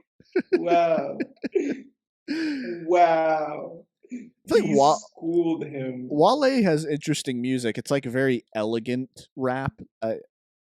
Like the production is always very elegant. It makes you feel like you're in like a Greek palace or something. That's how I would describe Wale's music. This was a weird. It's not really for me though. All these people's like all the things that they said were deleted because I'm looking into it right now. And like because originally it just started on Twitter, and the Fantano tweet on Twitter, I'm like on online where somebody like posted about it. When I click the link, it doesn't exist anymore. And apparently at some point Vince Staples got involved, but his tweet is also deleted. And apparently Wale responded to Vince Staples, but that tweet is also deleted. Mm-hmm. So I guess this is a beef that I guess Wale was ashamed of because he deleted everything about it eventually. Wow. I gotta pee, man. I'll be right back. Okay. Quick intermission here. Dude, while I was gone, I had this like mental image of I had this idea of like what if like OJ just kept on killing people and kept on like having cases Getting away with and then just get each time like dude every week like the judge was just like, all right, well here we are again, Mr. Simpson. Well, you know that basically that was what inspired like my Not You Donkey Kong like Oh yeah, that's right. Yeah, you had that idea. Like that literally that inspired that idea. That's kind of what was my thought process. I forgot about that idea you had. Why don't we get every day? So this reminds me of I had an idea for a new segment of the show that we could do, which is like a pitch segment. And I got the idea from Max Landis's channel where he like pitches stuff sometimes. But I had an idea where like you and I could pitch some of our ideas sometimes on the podcast, and then tell our audience about Not You Donkey Kong, like what your idea was. All right, so we're back. We're back, everybody. We had a little break. But I had an idea at some point. But at some point, midway through our college years, I had this idea that was partly inspired by O.J. Simpson. And it was this idea where basically it was taking the character Donkey Kong. I don't remember why it was Donkey Kong for whatever reason, but that was like where the Yeah. thing was. And the whole idea of the show was there would be like a weekly show, like one of those kind of like Adult Swim shows, centered on the character of Donkey Kong basically being accused every week. He was accused of a new crime. And the show would be called "Not You, Donkey Kong," because because it's like he's a beloved character, so people don't Yeah. want to believe that whatever heinous crime he's being accused of, like it was him.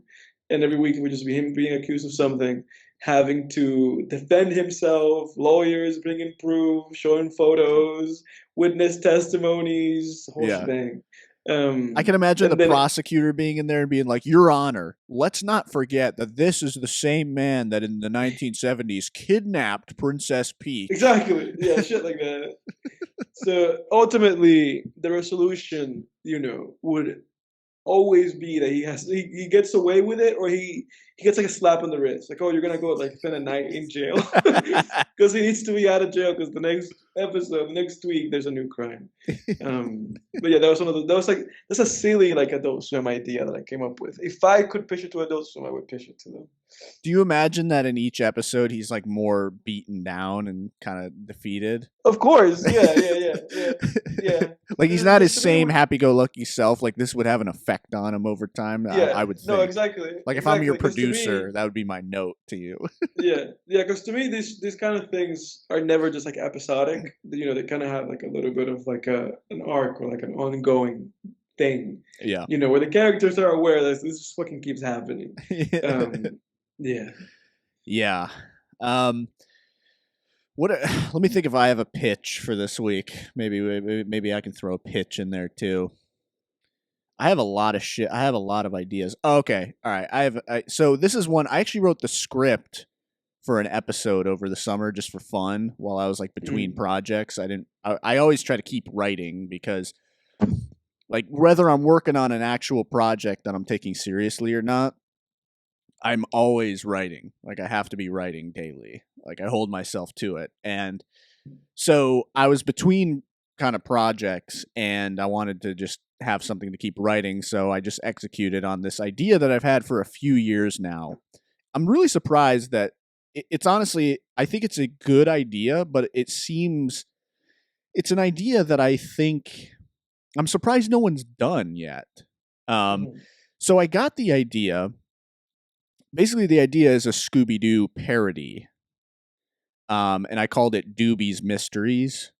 And so it's instead of Scooby, it's Doobie, and he's like I had the idea. I wanted to make him different from a dog, so I made him like a capybara, basically like a talking capybara, just to make him unique. And the gang's all there, but they're like heavily parodied versions of themselves. The Daphne characters, like even dumber, I guess. The Velma character is more nerdy, and then the Shaggy character is just a complete stoner, and Right. so they're all like more heavily parodied versions of themselves. But the idea of the show that I had was, I got the idea actually from, there's a series of really popular Scooby-Doo memes where it's the Scooby-Doo characters and then it's photoshopped in a famous horror character, but a Scooby-Doo version, so they look like they fit in the world. So if you look this up, like Scooby-Doo with horror characters, it'll actually pull up like a ton of them.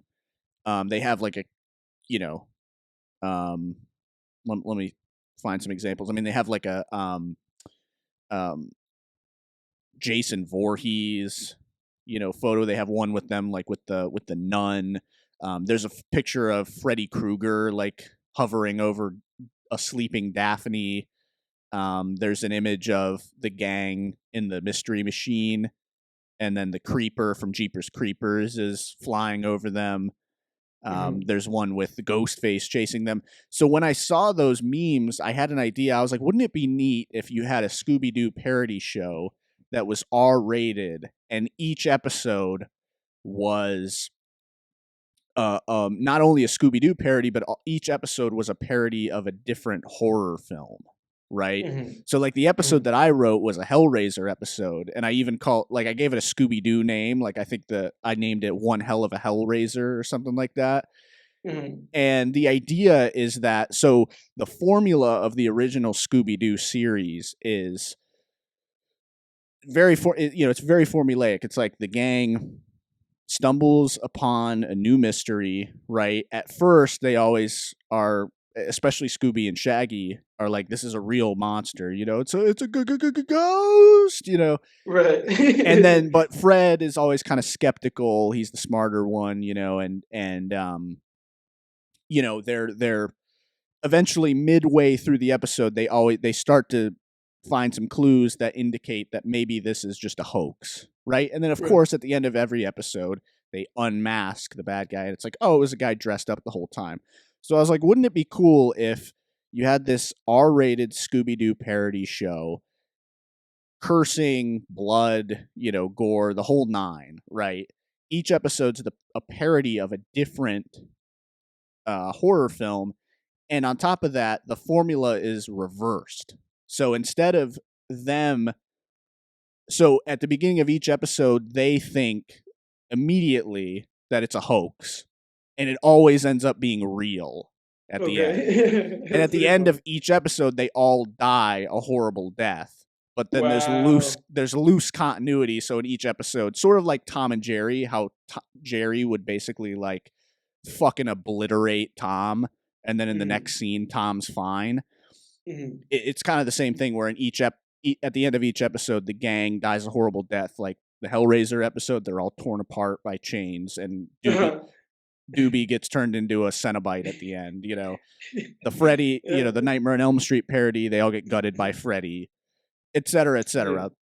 Yeah. And then in each episode, they're good as new.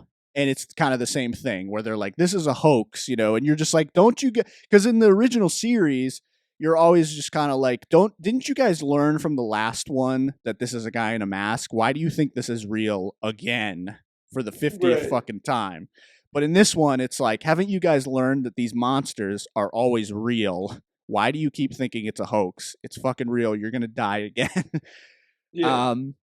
And I thought that would be fun. That'd be a fun show, like Adult Swim or something. I'm honestly surprised that it hasn't been tackled yet, especially given the popularity of those memes a few years ago. Yeah, for sure. Definitely a couple of very Adult Swim ideas from us. Yeah, that's my Adult Swim pitch. Yeah, I would love to see that, especially because I love any of those kind of shows. Even like Mike Tyson's Mysteries, like I like that show. Yeah. I watched a little bit of that show as inspiration for when I was writing that script. But I did watch some episodes. The Pasar show. Yeah, I watched a few episodes of Scooby-Doo while I was writing that to get to really train my brain on the formula. One thing that I found was the gang is a bunch of dickheads to Scooby-Doo. Because really? Dude, I shit you not. There's an episode where they come across a room, like a dark, scary room. And Fred's like, Scooby, you go check it out. Go inside and make sure the coast is clear. and Scooby's like, and Fred, he's like, you got to be kidding, and Fred's like, no, I'm not kidding. Yeah, he's like, you're kidding. And Fred's like, no, I'm not kidding. And then they offer him Scooby snacks, but it's like, holy shit, you guys are assholes. You're like making the dog go and like, he's a dog, isn't he? Yeah, you're like martyring. The dog. Yeah, you're offering the dog up as like a sacrifice. So I, when I was writing the episode though of the parody show, I played into that where I take it to like a ridiculous level though, where they're like, Scooby, stick your hand in that meat grinder and make sure it's like not working still, like that type of thing. Yeah, that's pretty funny. But anyway, couple adult swim pitches there. I like it. There you go, Roddy. Hope you enjoy them. Send them to Adult Swim. The pitch to Adult Swim. Yeah. Get us hired. I would like to swim that to Adult Pitch, I'll tell you. That was quite a stumble. Do you have anything that you want to touch on, or would you rather go on to our weekly recaps? Let me see if there were any other topics I Any wanted to get into. any final topics? Actually, to the Scooby Doo parody, I am actually we can like we'll leave it in. It's not a big deal. I really am someone who I don't really believe in ideas being stolen. Like I'm never really one to hesitate to like pitch my ideas because first of all, most people don't have the means to steal your idea and make anything of it anyway. Like you know what I mean? Like it's like, oh, I'm afraid my idea is going to get stolen. It's like by who? Stephen King? Right. Like you know what I mean? It's like he's like lurking, like Yeah. searching for ideas. yeah, nobody wants to steal your idea. People want to write their own stuff. And even if even if there were 10 people out there who wanted to steal your idea, all 10 of them will statistically speaking will fail to get it made into a show, Right. book or movie. So, you know what I mean? Like Right. chill out. But I actually am kind of interested in possible because I work in animation, as you know, and I am interested in possibly getting that show made at some point Developing after that show.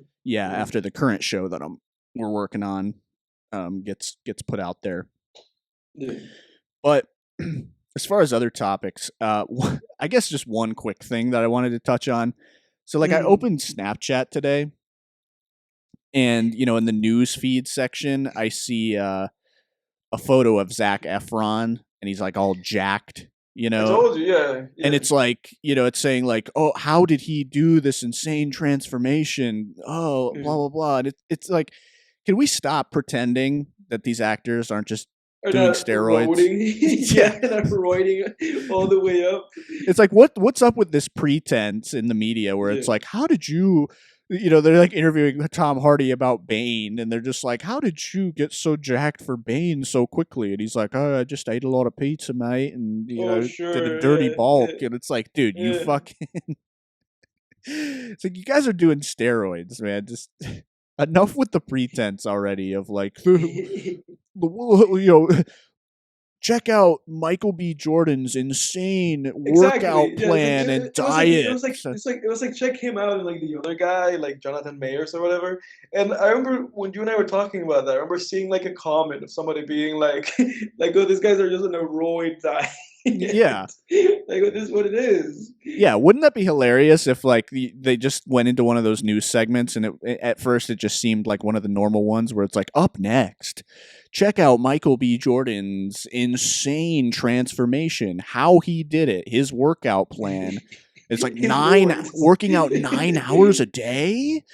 And it's like his meal plan. And then it like cuts to him and he's like, all right, guys, so here's the deal. And he like opens a door and he's like, I'm gonna show you what's in my kitchen. And like they walk in and it's just syringes all over the island. It's just like, so this is the daily meal plan.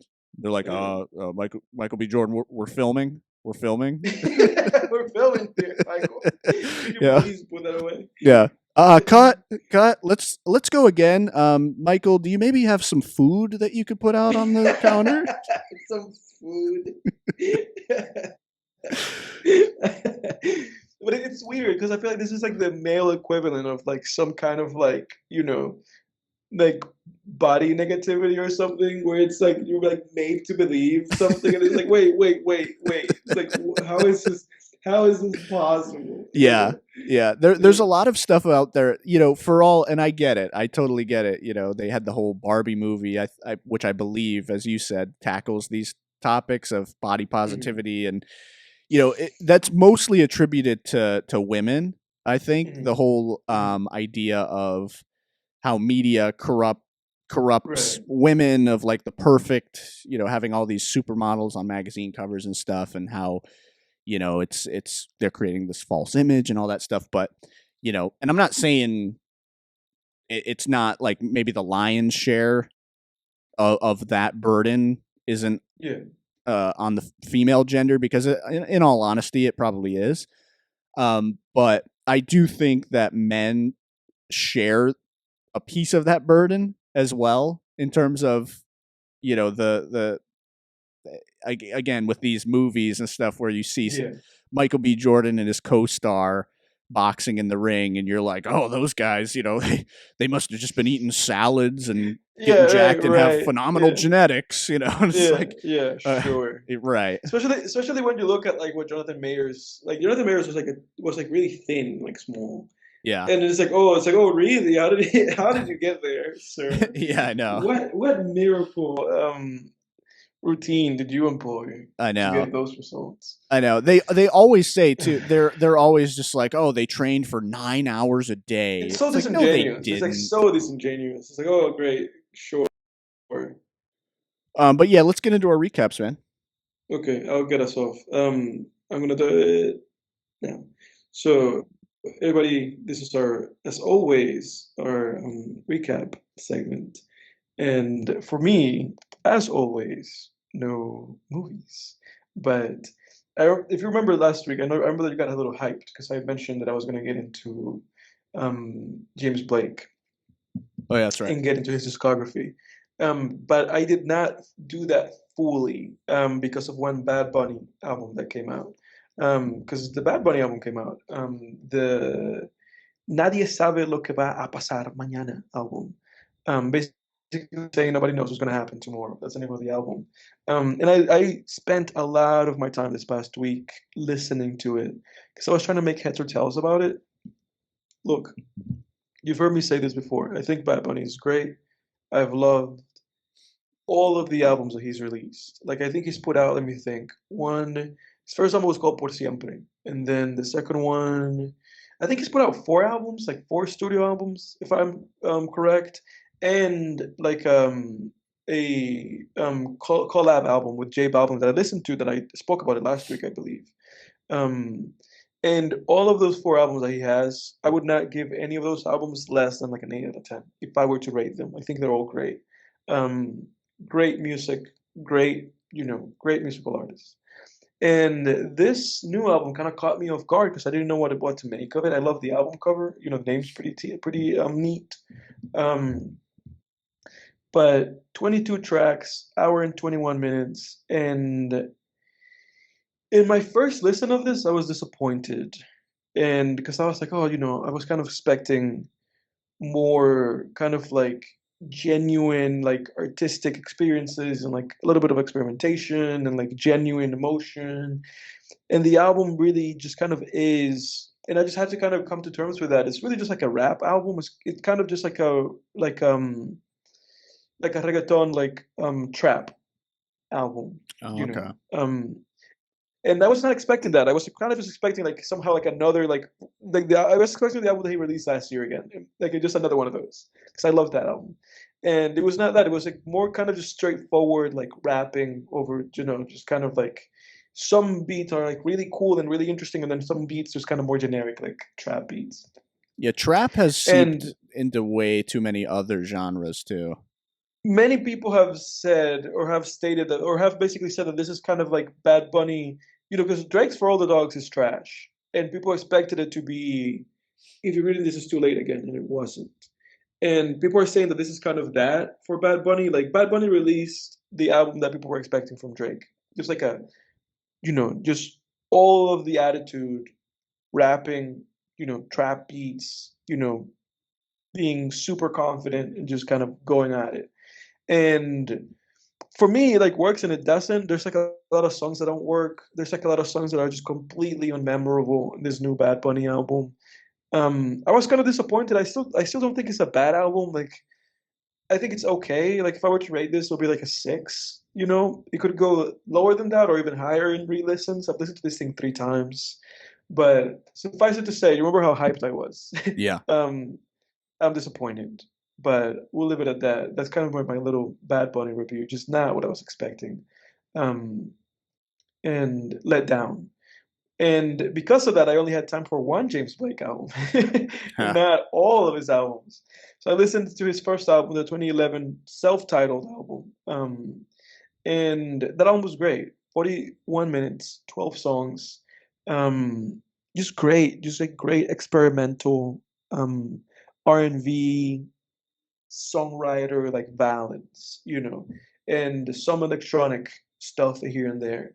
And this is one of those albums where you listen to it, again, it came out in 2011, and you listen to this and you can see the influence that it had, like the influence on other R&B albums, the influence on other electronic albums, the influence on Frank Ocean, And I say that because I say that knowing full well that James Blake has writing credits in Blonde and I believe in Endless, like the two last Frank Ocean albums. But it's so clear, like this guy is so influential, and it just seeps all through this album. But really good music, very pretty album. I think that's like a good way of describing it. It's like a pretty album. And highlights for me are the very first song on Lock, the second song, the Wilhelm Scream, the third song, I Never Learned to Share, where he talks about kind of his relationship with his siblings, which I think is quite touching in the way that he kind of goes about it, and thought provoking at the same time. And then let me see, song number 7, Give Me My Month, is also very great. This is a great album. I'm excited to dive deeper into James Blake. That's kind of what I came off of the past week. A disappointing Bad Bunny album and a really gratifying James Blake listen. And that's my recap. Right on, man. Short and sweet. Yeah. All right, so I'll go into my recap then. Since we last spoke, I have watched several movies, all or almost all being either horror or Halloween, based, I guess. I watched Practical Magic. I think that was like over the weekend. I was with my family and my mom just threw it on. And have you ever heard of this movie with Sandra Bullock? I have not. Yeah, I had No. never heard of it either, but it's got Sandra Bullock and Nicole Kidman in it, and then it's also got Goran. What is that sound in the background? I think it's an airplane, but Okay. but and then it's got Goran Visnik in it, who plays Voight in Hellraiser, the evil rich dude.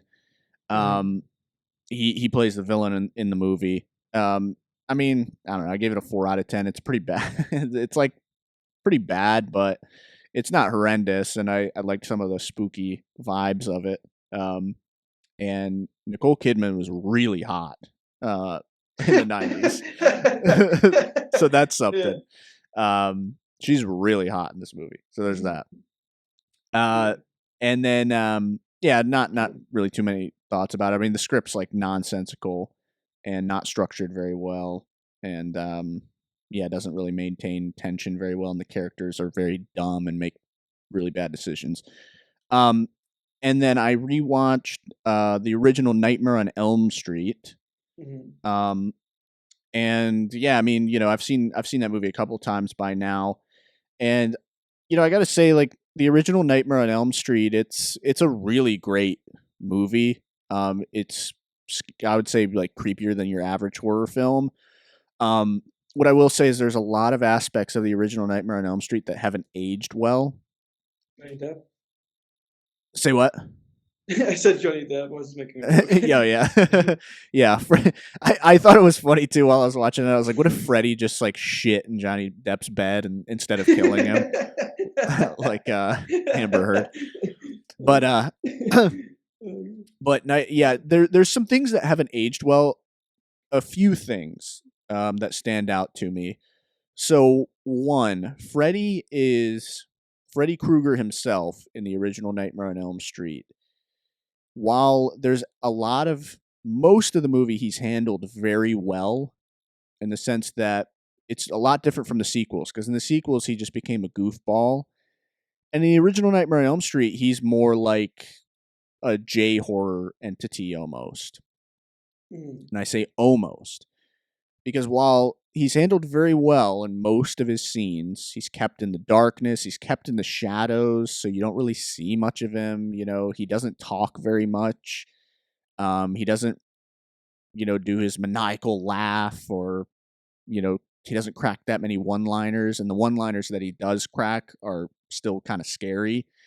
There are also a lot of moments where he ceases to be very scary, particularly when there's these moments where suddenly Wes Craven switches to a handheld camera, and you probably remember some of these moments where he switches to a handheld camera, and one of Freddy's victims like are running away from him, and Freddy's like running after them, and then he catches up to them and just kind of tackles them.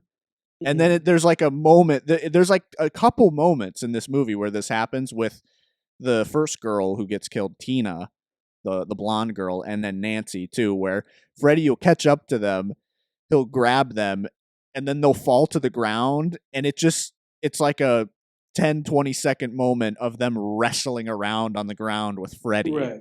like trying not to get stabbed.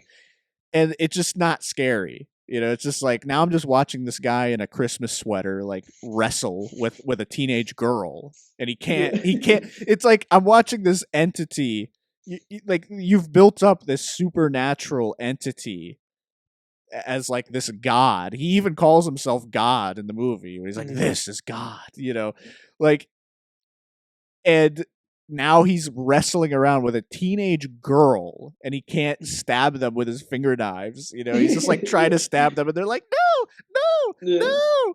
And it's just like, this isn't scary, you know? And then moments too with like the booby traps and stuff at the end where Freddy, you know, is getting hit with the booby traps. He's just like, oh, you know, like, you know, like the sledgehammer comes down and hits him, and he's just like, arf, you know, it's just like, ah. And then the ending is like really dumb and kind of confusing, where Nancy just turns her back on him, you know, and he disappears. But then it's like, oh no, she's still dreaming. I don't know, the way, it's not a bad idea for the ending. I feel like the way Wes Craven carried it out though wasn't the best, particularly when he kills the mom, and you can tell the mom is just like that shitty mannequin. When he pulls her through the window or whatever, you're just kind of like, okay, it's not a great note for the film to end on. So I still love that movie, but it has its flaws. You know, there's and I think, dude, I really do think that if they made that if they do another remake of Nightmare on Elm Street, which it's inevitable, like it's coming at some point, they could make a really good Nightmare on Elm Street movie if they handled that well, because that's a great idea, you know, and that's a great horror character. It's a scary idea, because when I'm watching that movie, I'm like, you know, the part of that movie that's the scariest thing about Nightmare on Elm Street is obvious. It's the fact that you have to sleep at some point. Like, there's no getting away from this guy. You know, you can run from Michael Myers or Jason, but Freddy's gonna fucking get you, you know? You can run, but you can't hide. Yeah. Bitch. You think maybe we should not listen to him? Yeah. Yeah. Scary Terry. We should try hiding. The Nightmare on Elm Street parody. Yeah. Yeah, and it's dude, they could make a great Nightmare on Elm Street movie. That if you made a good Nightmare on Elm Street movie, that could be one of the scariest fucking movies ever. Yes. And that's all I'll say. And then I rewatched The Nightmare Before Christmas. It's a classic, man. It's a classic. Yeah, that's a fun time. I mean, dude. Makes me think of the jokes, like those guys. Come Town. Yeah. This is Halloween. This is Halloween. Halloween. Yeah. Nightmare Before Christmas is a classic, man. My takeaway from this movie after watching Nightmare Before Christmas is it happened like midway through the movie. I'm watching it and I'm like, holy shit, this must have been so much work put into this movie. Like, to do 80 minutes of claymation, stop motion animation back then. You know, they didn't have computers back then. You know, nowadays, when a lot of times when they make a stop motion film, I'm pretty sure they use computers and they make it look like stop motion, or they have computers helping them or something. I'm not an expert on the process, but the original Nightmare Before Christmas, I mean, that's 80 minutes of, as far as I know, in 1993, like handcrafted stop motion animation. And the amount of Yes. work they put into that film must have been immense. And I kind of want to go and do some more research on the production of that movie just to see like how they made that, because it's incredible. But I love that film is it's a visionary film. And my family actually, a lot of members of my family prefer the movie Corpse Bride, which is often compared to I Nightmare Before don't. Christmas. Yeah, I don't prefer that. Yeah, and Yeah. I enjoy Corpse Bride, but there's something Yeah. and arguably maybe Corpse Bride has a better story, but as far as like visuals and mood and tone and all of that, particularly visuals, there's a vision, like it Nightmare Before Christmas, that's a visionary film, and the way they combine they weave the feelings of Halloween and Christmas together in that movie. I described it as it's almost like eating something sweet and salty, where it's just like I'm getting the two flavors of these two different holidays at the same time, and it's really interesting. Yeah. Yeah. So that was my takeaway from that rewatch on that movie. And then I rewatched Trick or Treat from 2007, the Michael Dougherty film. I Yeah, don't I know think. you like that movie. I'm not a big fan of that movie. Yeah, you're not. You gave it a 4 out of 10, right? Looks like Yeah, I you're. don't like that. I don't like that movie. I think that movie. I give that movie a 7 out of 10. I could go 6, honestly. I like it. There's some good twists and stuff in that movie. I don't think it's like, on a storytelling level, I don't think it's anything special, and even on the execution, I don't think there's really, it's not, certainly not that scary. It's somewhat funny, I guess. At some points, there's some moments that make me laugh in that movie. And I like the anthology format. I like anthology horror films. I think it's, it's underused, and when you get a good horror anthology film, especially when there's like a interweaving stories, that's fun. That's a fun storytelling device. But I think what I like most about Trick or Treat is just that feeling of Halloween, and that's why I throw that on in October, because it just shoots Halloween right into your veins. So Yes. that's kind of the main reason I throw that movie on, if nothing else, really. And then sorry, let me put my phone on silent here. I finally rewatched Gone Girl. Yeah. So yeah, obviously you sent me a screenshot of it. Yeah, yeah, because Ben Affleck's penis makes a quick appearance in that movie, and Yeah, it's like a fraction of a second, but it's there. I had to do a double take because I was like, "Was that his penis?" And then I like rewound it. I was like, "Yeah, it's his penis." Indeed, it is. So then I just sent Edward this zoomed in photo of Ben Affleck's penis. I was like, "There it is." But but nevertheless, I still think this is David Fincher's best movie. Yes. Yeah, Gone Girl's a fucking amazing film, dude. And I could, we could have a whole episode on Gone Girl. So I'll just, make a few points here. First of all, I love the way David Fincher made that film in terms of just on a technical level. The music in that film is phenomenal. Just the mood of the movie. I love the scenes, the sort of morbid tranquility of the scenes with Amy Dunn's narration. Like midway through the movie, where it's revealed that she just disappeared herself and framed her husband, and she's just driving, and her voice, like that actress's voice, just hypnotic, and just that just hypnotic voice as you're watching these beautiful images filmed by David Fincher, you know, of her just driving, and there's like these slow motion sort of montage images of her like driving and then buying things from the store, and you know, like cutting and dyeing her hair and shit, where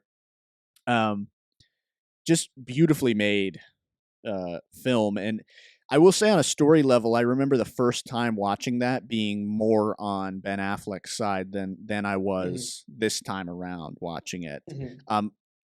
Disclaimer: the character of Amy Dunn is a terrible human being and a complete psychopath. Let's just put that out there. I'm not, you know, I'm not taking that character's side, but there is, I think people are really drawn to that character because, and the first time we watched it, the person who, you know, showed us the film, I remember her saying at the time, like, I really like that movie. It's very feminine, you know, and I remember at the time I was like, oh shit, that's like, that was your take on it. But I definitely get like what she's saying when I rewatched it, in terms of, I don't know if it's so much feminine for me, but when I was watching it, I can see why people are drawn to her character, because the whole movie, they're basically setting it up to where the character of Amy Dunn has just felt used and abused like her whole life, where even as a kid, I forgot the whole Amazing Amy thing, where her parents created the children's book series based on her, but it was like the character was like a better version of her. You know, which kind of stung for that character. Because that's the thing, isn't it? It's just like the idea of like societal expectations and like roles. Exactly. You know? It's like these roles, you know, and that's like, I mean, that's kind of like the feminist angle of it, you know, and that's kind of why it's like such like a big movie like that in that sense. And it's interesting, like you said, because like you watch that thing and then it just kind of takes on different forms when you watch it, you know, at different times. Definitely, I think definitely his best movie for a fact. Yeah, I agree. But we haven't seen Mank. That's true. That's so true. Who knows? Yeah, and the thing is with it, I think it really transcends gender, because I actually, after I watched it, I thought of Fight Club, and there's a lot of similar themes between the character of Amy Dunn and the character of Tyler Durden, where she's sort of a female Tyler Durden in a way, where she's just fed up. You know, she's fed up by this box society has put her in. And she, you know, as Joaquin Phoenix says in Joker, she werewolves, you know. We live in a society. Yeah. They werewolf and go wild. You know, but you feel that. I found myself getting that same feeling that I get when I watch Fight Club, where, you know, you watch her like get away and create a new identity, and you're just like, fuck yeah, you know, hell yes. It's again, it's similar to Breaking Bad with Walter White. It's the same kind of thing, where you Walter White, it's hard to argue that he's anything but a terrible human being. But at the same time, you're on that ride with him, because people live these lives of quiet desperation, and when you see a character break those chains, you know, you get excited. You know, and I think that's why people are drawn to that character. And yeah, Ben Affleck's character is, you know, especially the first half of that movie, when the story wants you to question whether he murdered her. You know, he's a real piece of shit. I mean, you know, he's an asshole. Yeah. You know, you know, he didn't treat her very well at all, and it doesn't excuse anything she did. But you know, it's a story that does very well with flawed characters. And I really, at the end of the day, feel bad for his sister in that movie. I think she was like the saint of that movie.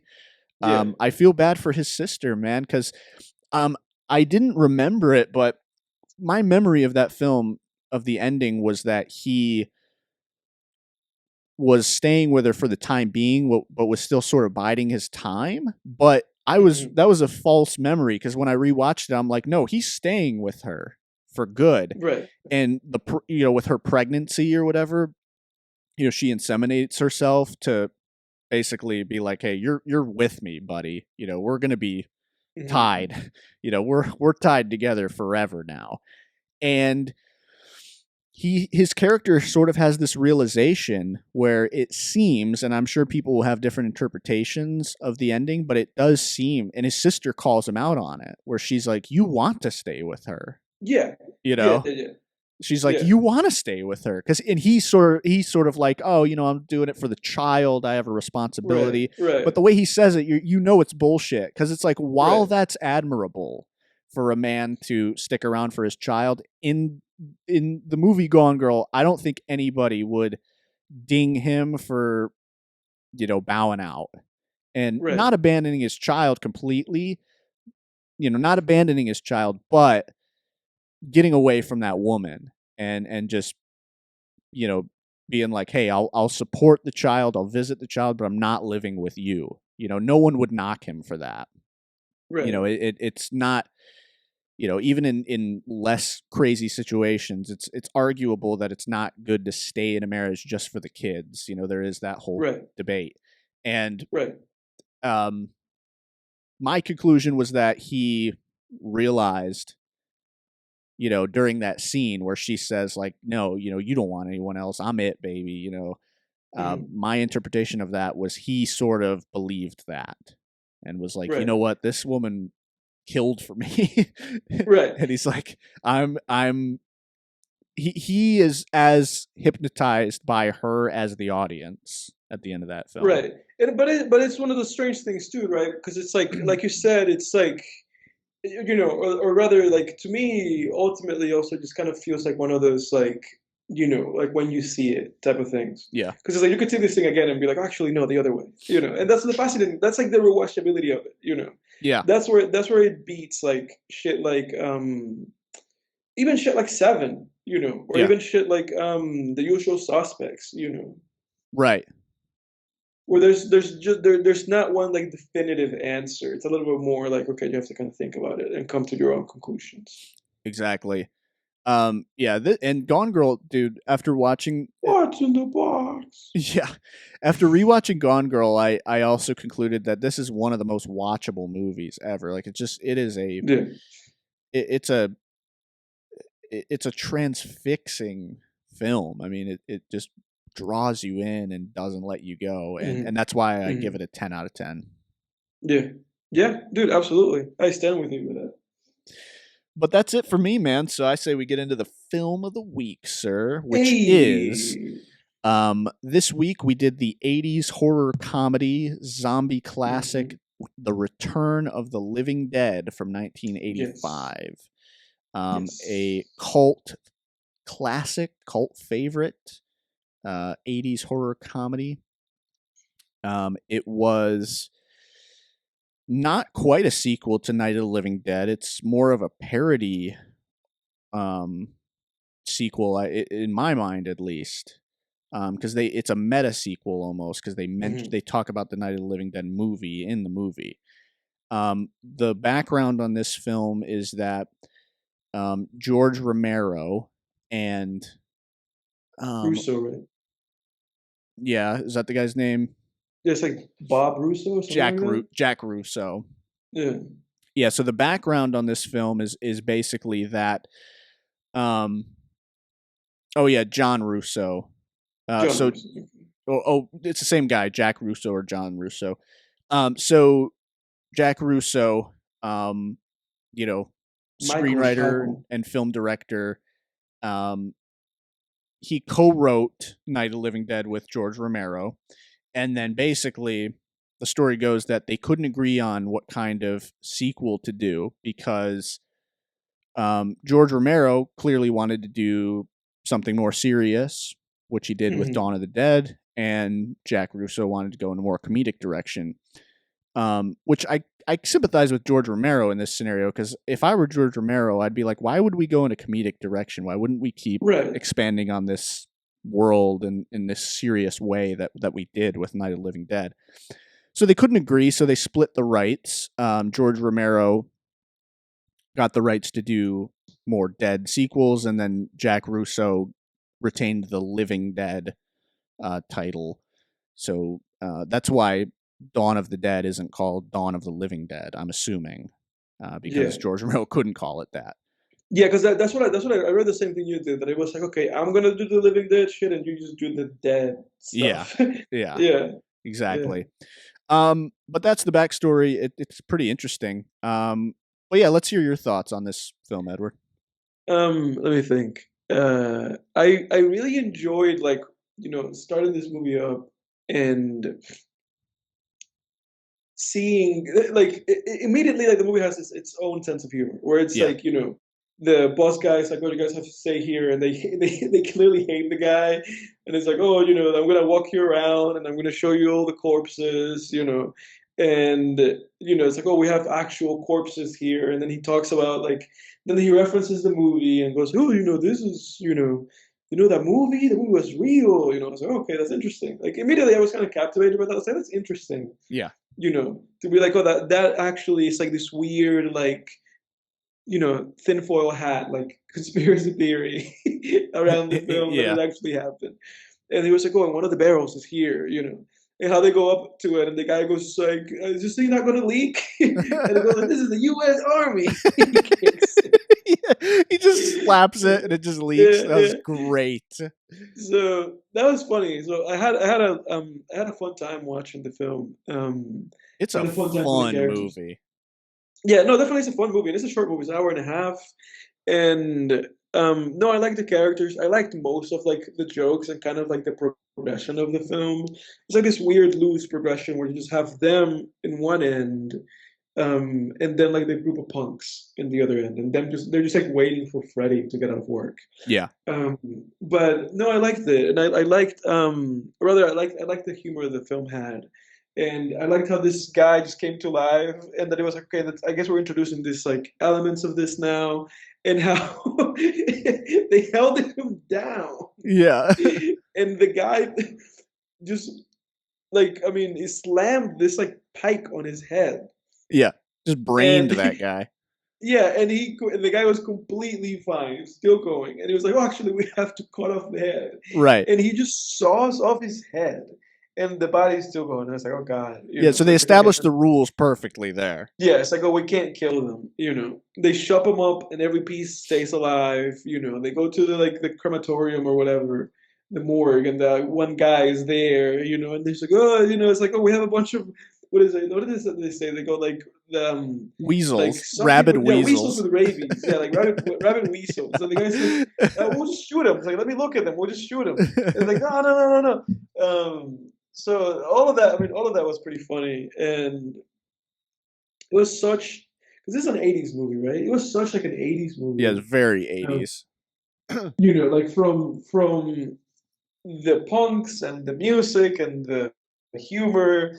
And even like the spicy content with that like the trash character who was just like, I just want to I just want a bunch of old men to just rip me apart. I was like, what? So and I was like, well, that's clearly what's going to happen to you. And it's funny though when she came back again that had not happened. Like she was a zombie, but all her limbs were there. Everything was fine. I was like, okay.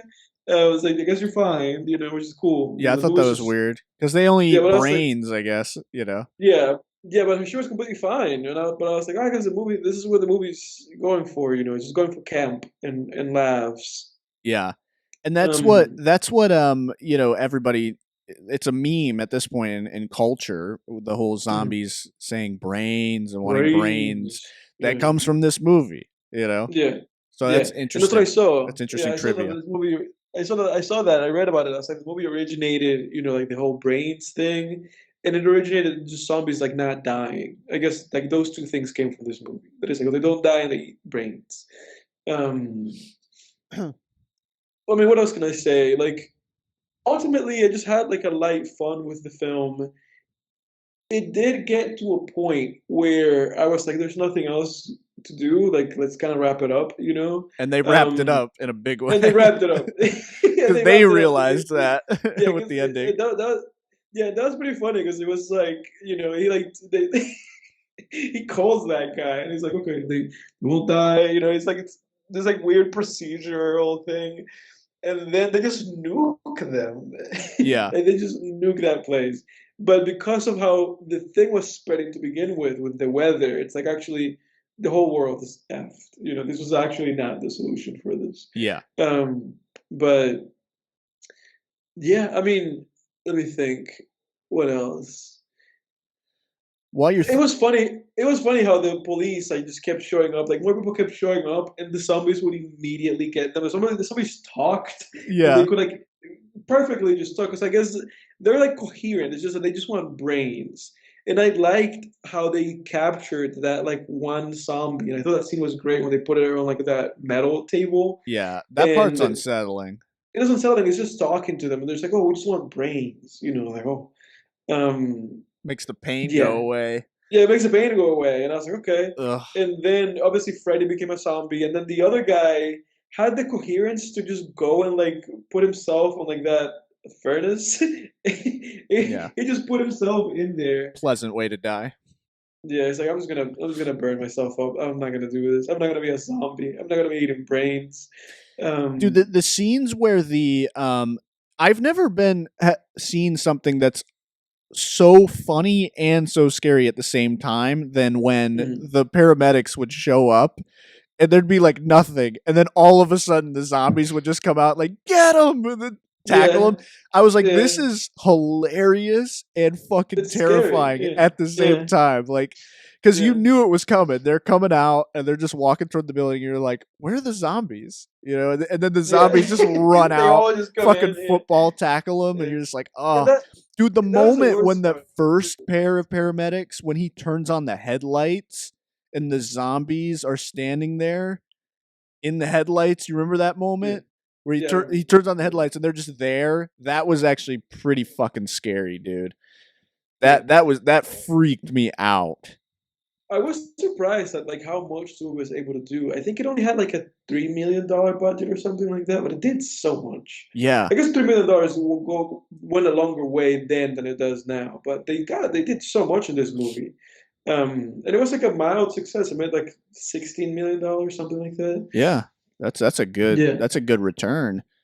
Like for me, I think ultimately for me, like if I were to have like criticisms for this film, is that I kind of disengaged a little bit like halfway through when they were just like in that house, just boarding it up and like thinking of solutions and what How to many do. fucking windows you got in here, man? That was No, hilarious. that was really funny. That was really funny. I wrote some of the jokes I liked. Like when that guy called his wife, like near the beginning of the film, and he tells him like, "Well, yeah, I'm gonna be working late," and he goes like, "Yeah, honey, kiss, kiss." Like he doesn't like he doesn't like kiss or anything. He just goes kiss, kiss, hangs up the phone. Um, Yeah. I like when they go down and the guy goes like, "Mind the third step," and then obviously then back where that girl fell down that third step Yeah, they at set some that up point well. later in the film. That Yeah. scene, there's a lot of nail biters in this movie. Like there's nail biting scenes. Like that scene where she's alone in the basement with the tar man zombie, and, Yeah. and then she falls through that step and she's just down there and she locks herself in that closet, Mhm. and then he starts like pulling off the doors. Yeah. Like I was scared Yeah. for her, you know. I was like, this is Yeah. fucking freaky, man. Brains. Yeah, Yeah. and then those guys show up, and then that one punk guy gets dispatched immediately. Yeah. Yeah, and I Yeah. love when the main punk guy, he like throws down a can of paint and it just like whap, it just goes like whop on the zombie's back. It looks up at him, it's like more brains. Yeah, I thought it was scary too, like how the zombies would just like be like send more cops. You know, it was like Yeah, they're just exactly. ordering Yeah. takeout basically. Yeah. That was Yeah. freaky, man. But there was a lot of Yeah. this movie made me realize too that there in horror there are the word scary is a very loose term. You know, it's like, what do we mean by Yeah. that? There's different types of scary. You know, and I think when people say that movie was scary, what they mean usually is creepy. So like a movie Yes. like Insidious, Conjuring, Hereditary, where it's like Right. creepy, it gets under your skin, it's Right. stuff in the shadows, Exactly. it's things that you Yeah. don't Yeah. see, you know, and that's Yeah. like the highest level of scary. That's the It most is. Yeah. scary is That's creepy. the peak. Yeah. Yeah, that's the peak. The type of shit that you feel when you watch Hereditary. That's the peak of that. Yeah, it's like the stuff you don't see. But then there's scary in the sense of, you know, existential horror, body horror, right? So you have stuff like Hellraiser, where there's in Mhm. like the first Hellraiser, there's some The Fly. there's some creepy stuff in the first Hellraiser with the guy in the attic, but a lot of it is more just like um terror, the dread Right. of being tortured by these Cenobites, you know what I mean? Right. Then you have stuff that's scary in this sort of movie, or a movie like Jaws, or a movie like The Descent, where it's more of suspense. It's more of like, you know, it's more primal. You know, it's like a primal sort of like almost like survival in a way, and that's where I Mhm. think the fear in zombie movies. That's the type of scary a zombie movie usually is that sort of primal fear of just, will I survive?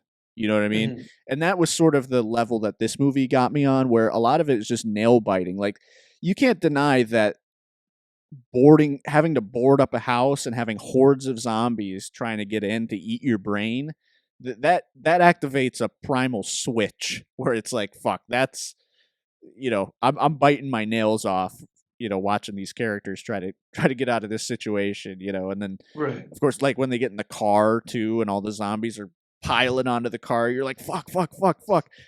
Like That scene there is was a funny lot because of nail biting yeah, moments in this movie for me. that scene was funny from like that one guy being like, "He'll come back. I know him.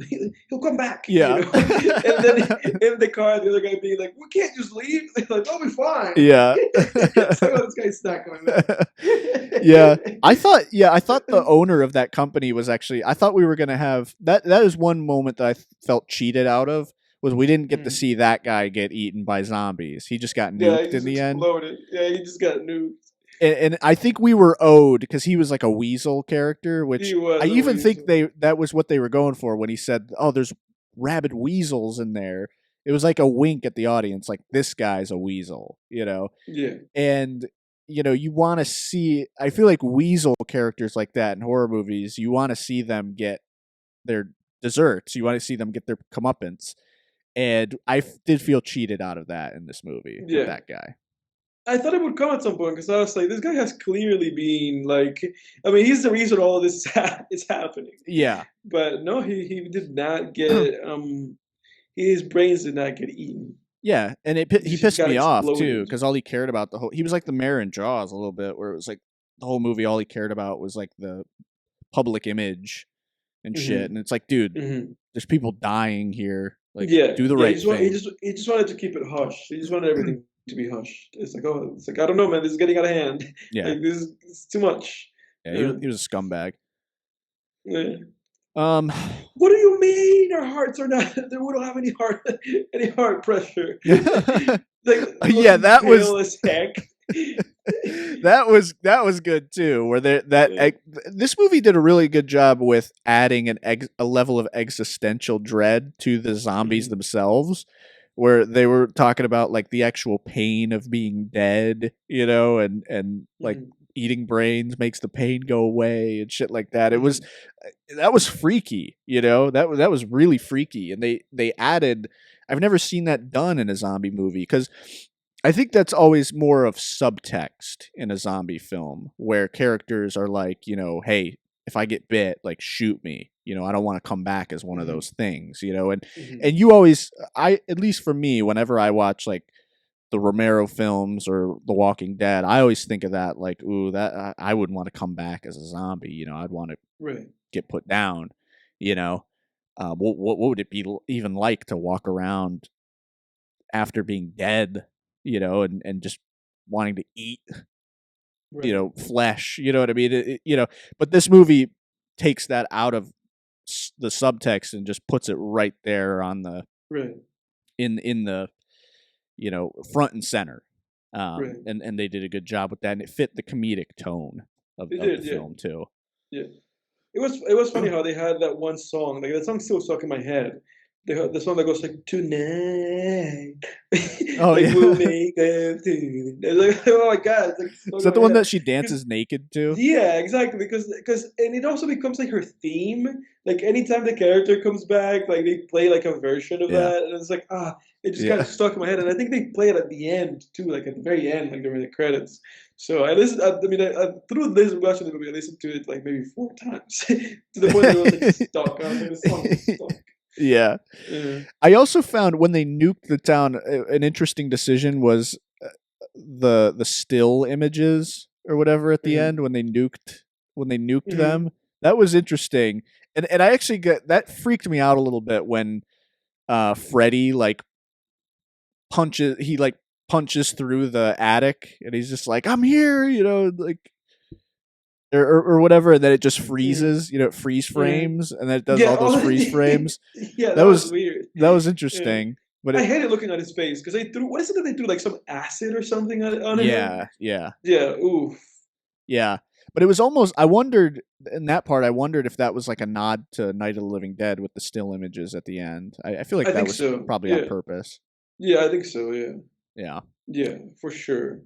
yeah, But it was interesting though, to, like showing us that and kind of just being like, oh, like we've all these things have been like, just kind of like, pulling and pulling and pulling, and it's like, oh my god, it's gonna happen, it's gonna happen. yeah, So many zombies are not gonna get away. The zombies don't die. This Freddy guy is antagonizing his girlfriend who was afraid of him. yeah, Although she was like, I was like, when he like became a zombie, I was like, weren't you like willing to let this guy eat you? Because like you wanted to stay in there with him. Um, yeah, but yeah, and then we just get that freeze frame, like you said, and it's just boom, yeah. done. Yeah, my final thoughts on this film. I think this was it's an above average horror comedy. I think it's certainly one Yeah. of the better horror comedies that I've ever seen, and it's not quite an Evil Dead 2, but Was this your first that's time a watching this? this was yeah. Huh? I thought for some reason I thought that this was like a rewatch for you, that you wanted like me to see this movie. No, I've seen clips from this movie, but I always thought it just seemed like a yeah. No, I had never seen this before. I thought I've seen clips from this movie, and I always thought it just had a very sort of autumn kind of Halloween feel, because it feels Mhm. like with all the punks and stuff in the 80s music, it feels like a Halloween party. This movie could easily take place on Halloween night, I feel like. Yeah. So I always thought it was like a solid October pick. But my final thoughts on this film, like it's an above average horror comedy. While it doesn't hit the level of an Evil Dead 2 in terms of horror comedy, like Evil Dead 2 to me is like, in horror comedy, that's the gold standard, and that's a Yeah. high bar, and that's too much to ask, I think, of most horror comedies. So this film certainly, it's I thought it was better than your average, horror comedy, and certainly a great Yeah. 80s horror comedy at that. Yeah. So I give Return of the Living Dead an 8 out of 10. I thought it was, Really? Wow. You really were like really into it. yeah, I really enjoyed it. For me, for me, like I had a nice time with it. Like I said to you, I got a little bit kind of at some point I was kind of over it a little bit, and I just kind of wanted to get along. Um, I did laugh and I did have a fun time watching the film, and some of the scenes were very memorable. Some of them for other reasons, not because of being scary. Come on, everybody, get the lights together. Starts dancing to the silly song. Yeah. What a weird scene. That was some good fan service. That was Yeah, out of for left sure. field, but I mean, Out hey, of left field, hey, 100%. I was not expecting that, but after it happened, I was like, "Well, this is an '80s movie, yeah. '80s horror movie. Come on, R-rated. It had to happen Hey, in some way, listen, shape, or form." as a red-blooded man, I can't. I'm not complaining. No, I can't complain. I can't knock that scene. I can't say I Yeah. didn't enjoy that. And I enjoyed a lot of the scenes. I enjoyed kind of like the narrative of the film and how how it went from like one thing to the next thing to the next thing, just complications upon complications, and just kind of amplifying everything. I enjoy the jokes. I enjoy that one guy that just kept making just had like there's a one guy that just had all the one-liners. The same guy that said like, "How many windows you got?" Yeah, yeah. That one guy, great character. There's another scene with there's like another thing with him where he said something and I was like, "That's great." Yeah, the guy with the Michael Jackson hair. He had the Yeah, 80s exactly. Michael Jackson hair. Yeah, that was guy. great. Ultimately, for me, this is kind of like a 6, 7. You know. Yeah. Just nice time. Obviously, not about a movie. But I could have gotten more from it. You know, it really wasn't like Evil Dead 2, like you said. And I think even Evil Dead 2, I think I gave it like a 7. I don't remember what I gave that movie. Boo. Boo. Hey, come on. Boo, Edward. Boo. Everyone boo Edward in the comments on his Evil Dead 2 opinion. Everybody boo me in the comments. Give us 100 comments of just saying boo. Boo 1, boo 2, boo 3. Yeah. And then we'll respond to all those comments. Just put like 25 O's in it. Yeah. Really boo the shit out of Edward. Every boo has to have more O's than the previous one. Yeah. That's how it has to go. Yeah, exactly. No. Evil Dead 2 is a 9 out of 10, and that is a fact, Jack. But anyway. I have to check what I gave that movie, but I know it wasn't a 9. I think it was either an 8 or a 7. If it was an 8, that's respectful. If it was a 7, then maybe I need to rewatch that movie. I could respect you a little more on an 8. I was tripping if I gave that movie a 7. But we'll see. What you got for us next week, man? Next week is our last week in this October horror month. Mm-hmm. And Jake and I have some we have some nice prepared for you guys. Quite a bit of nice spaced out content for you, the folks listening. I've been racking my brain over what I wanted us to watch this upcoming last October podcast. Yeah, and tough choice. I know, but I've been going back and forth what a lot of things, because if you remember me saying this to you last week, I really just wanted I've wanted to get a little bit of that, peak horror, like in me. I wanted to get a little bit of that. So I've kind of been chasing that dragon. Something where you got to get your shit in pants. Yeah, and it's weird because it feels like maybe we've exhausted that. Like list upon pages upon forums of just basically people saying the exact same movies we've already seen. Mm-hmm. And just kind of being like, oh man, really have exhausted this well, haven't we? It's tough.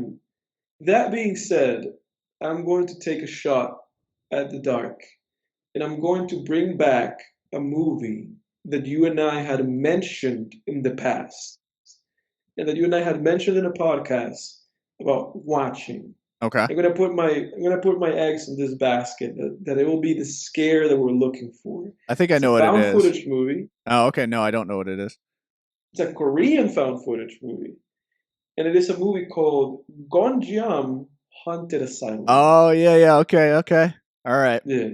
Yep. 2018 movie. Great reviews. Creepy ass screenshots if you look it up, as you and I did in that one podcast. Yeah. And as we said that one podcast, we would watch this movie eventually. I think this is the time. Let's take a shot at it. No better time than the present, sir, because it is October. But speaking of which, everybody, so that's next week. Gonjia Haunted Asylum. Very well known. I think a lot of our listeners will probably know of this film. Maybe have seen it. I've seen it mentioned on Reddit quite a bit as a pants shitter. So yeah. So let's see if we shit our pants. Yeah, I want to shit my pants. I want to have I want to have to change my. I want to have to change my pants. I do too. I have plenty of pairs of pants. I can lose one. It's fine. We can both afford to lose one. Yeah. So that's next week, everybody. But also it's going to be a separate episode. It's going to be it's going to be a surprise. It's going to be a Halloween special for you guys. And we're going to do something really special just for you folks, because if you're a listener and a subscriber, we love you. We appreciate you. And we want to bring you something special for the Halloween holiday, which means a great deal to myself. So, so thank you for listening, everybody. We appreciate you. Thank you, everybody. I think that's it for us. Next time on Film Tensions. We are out.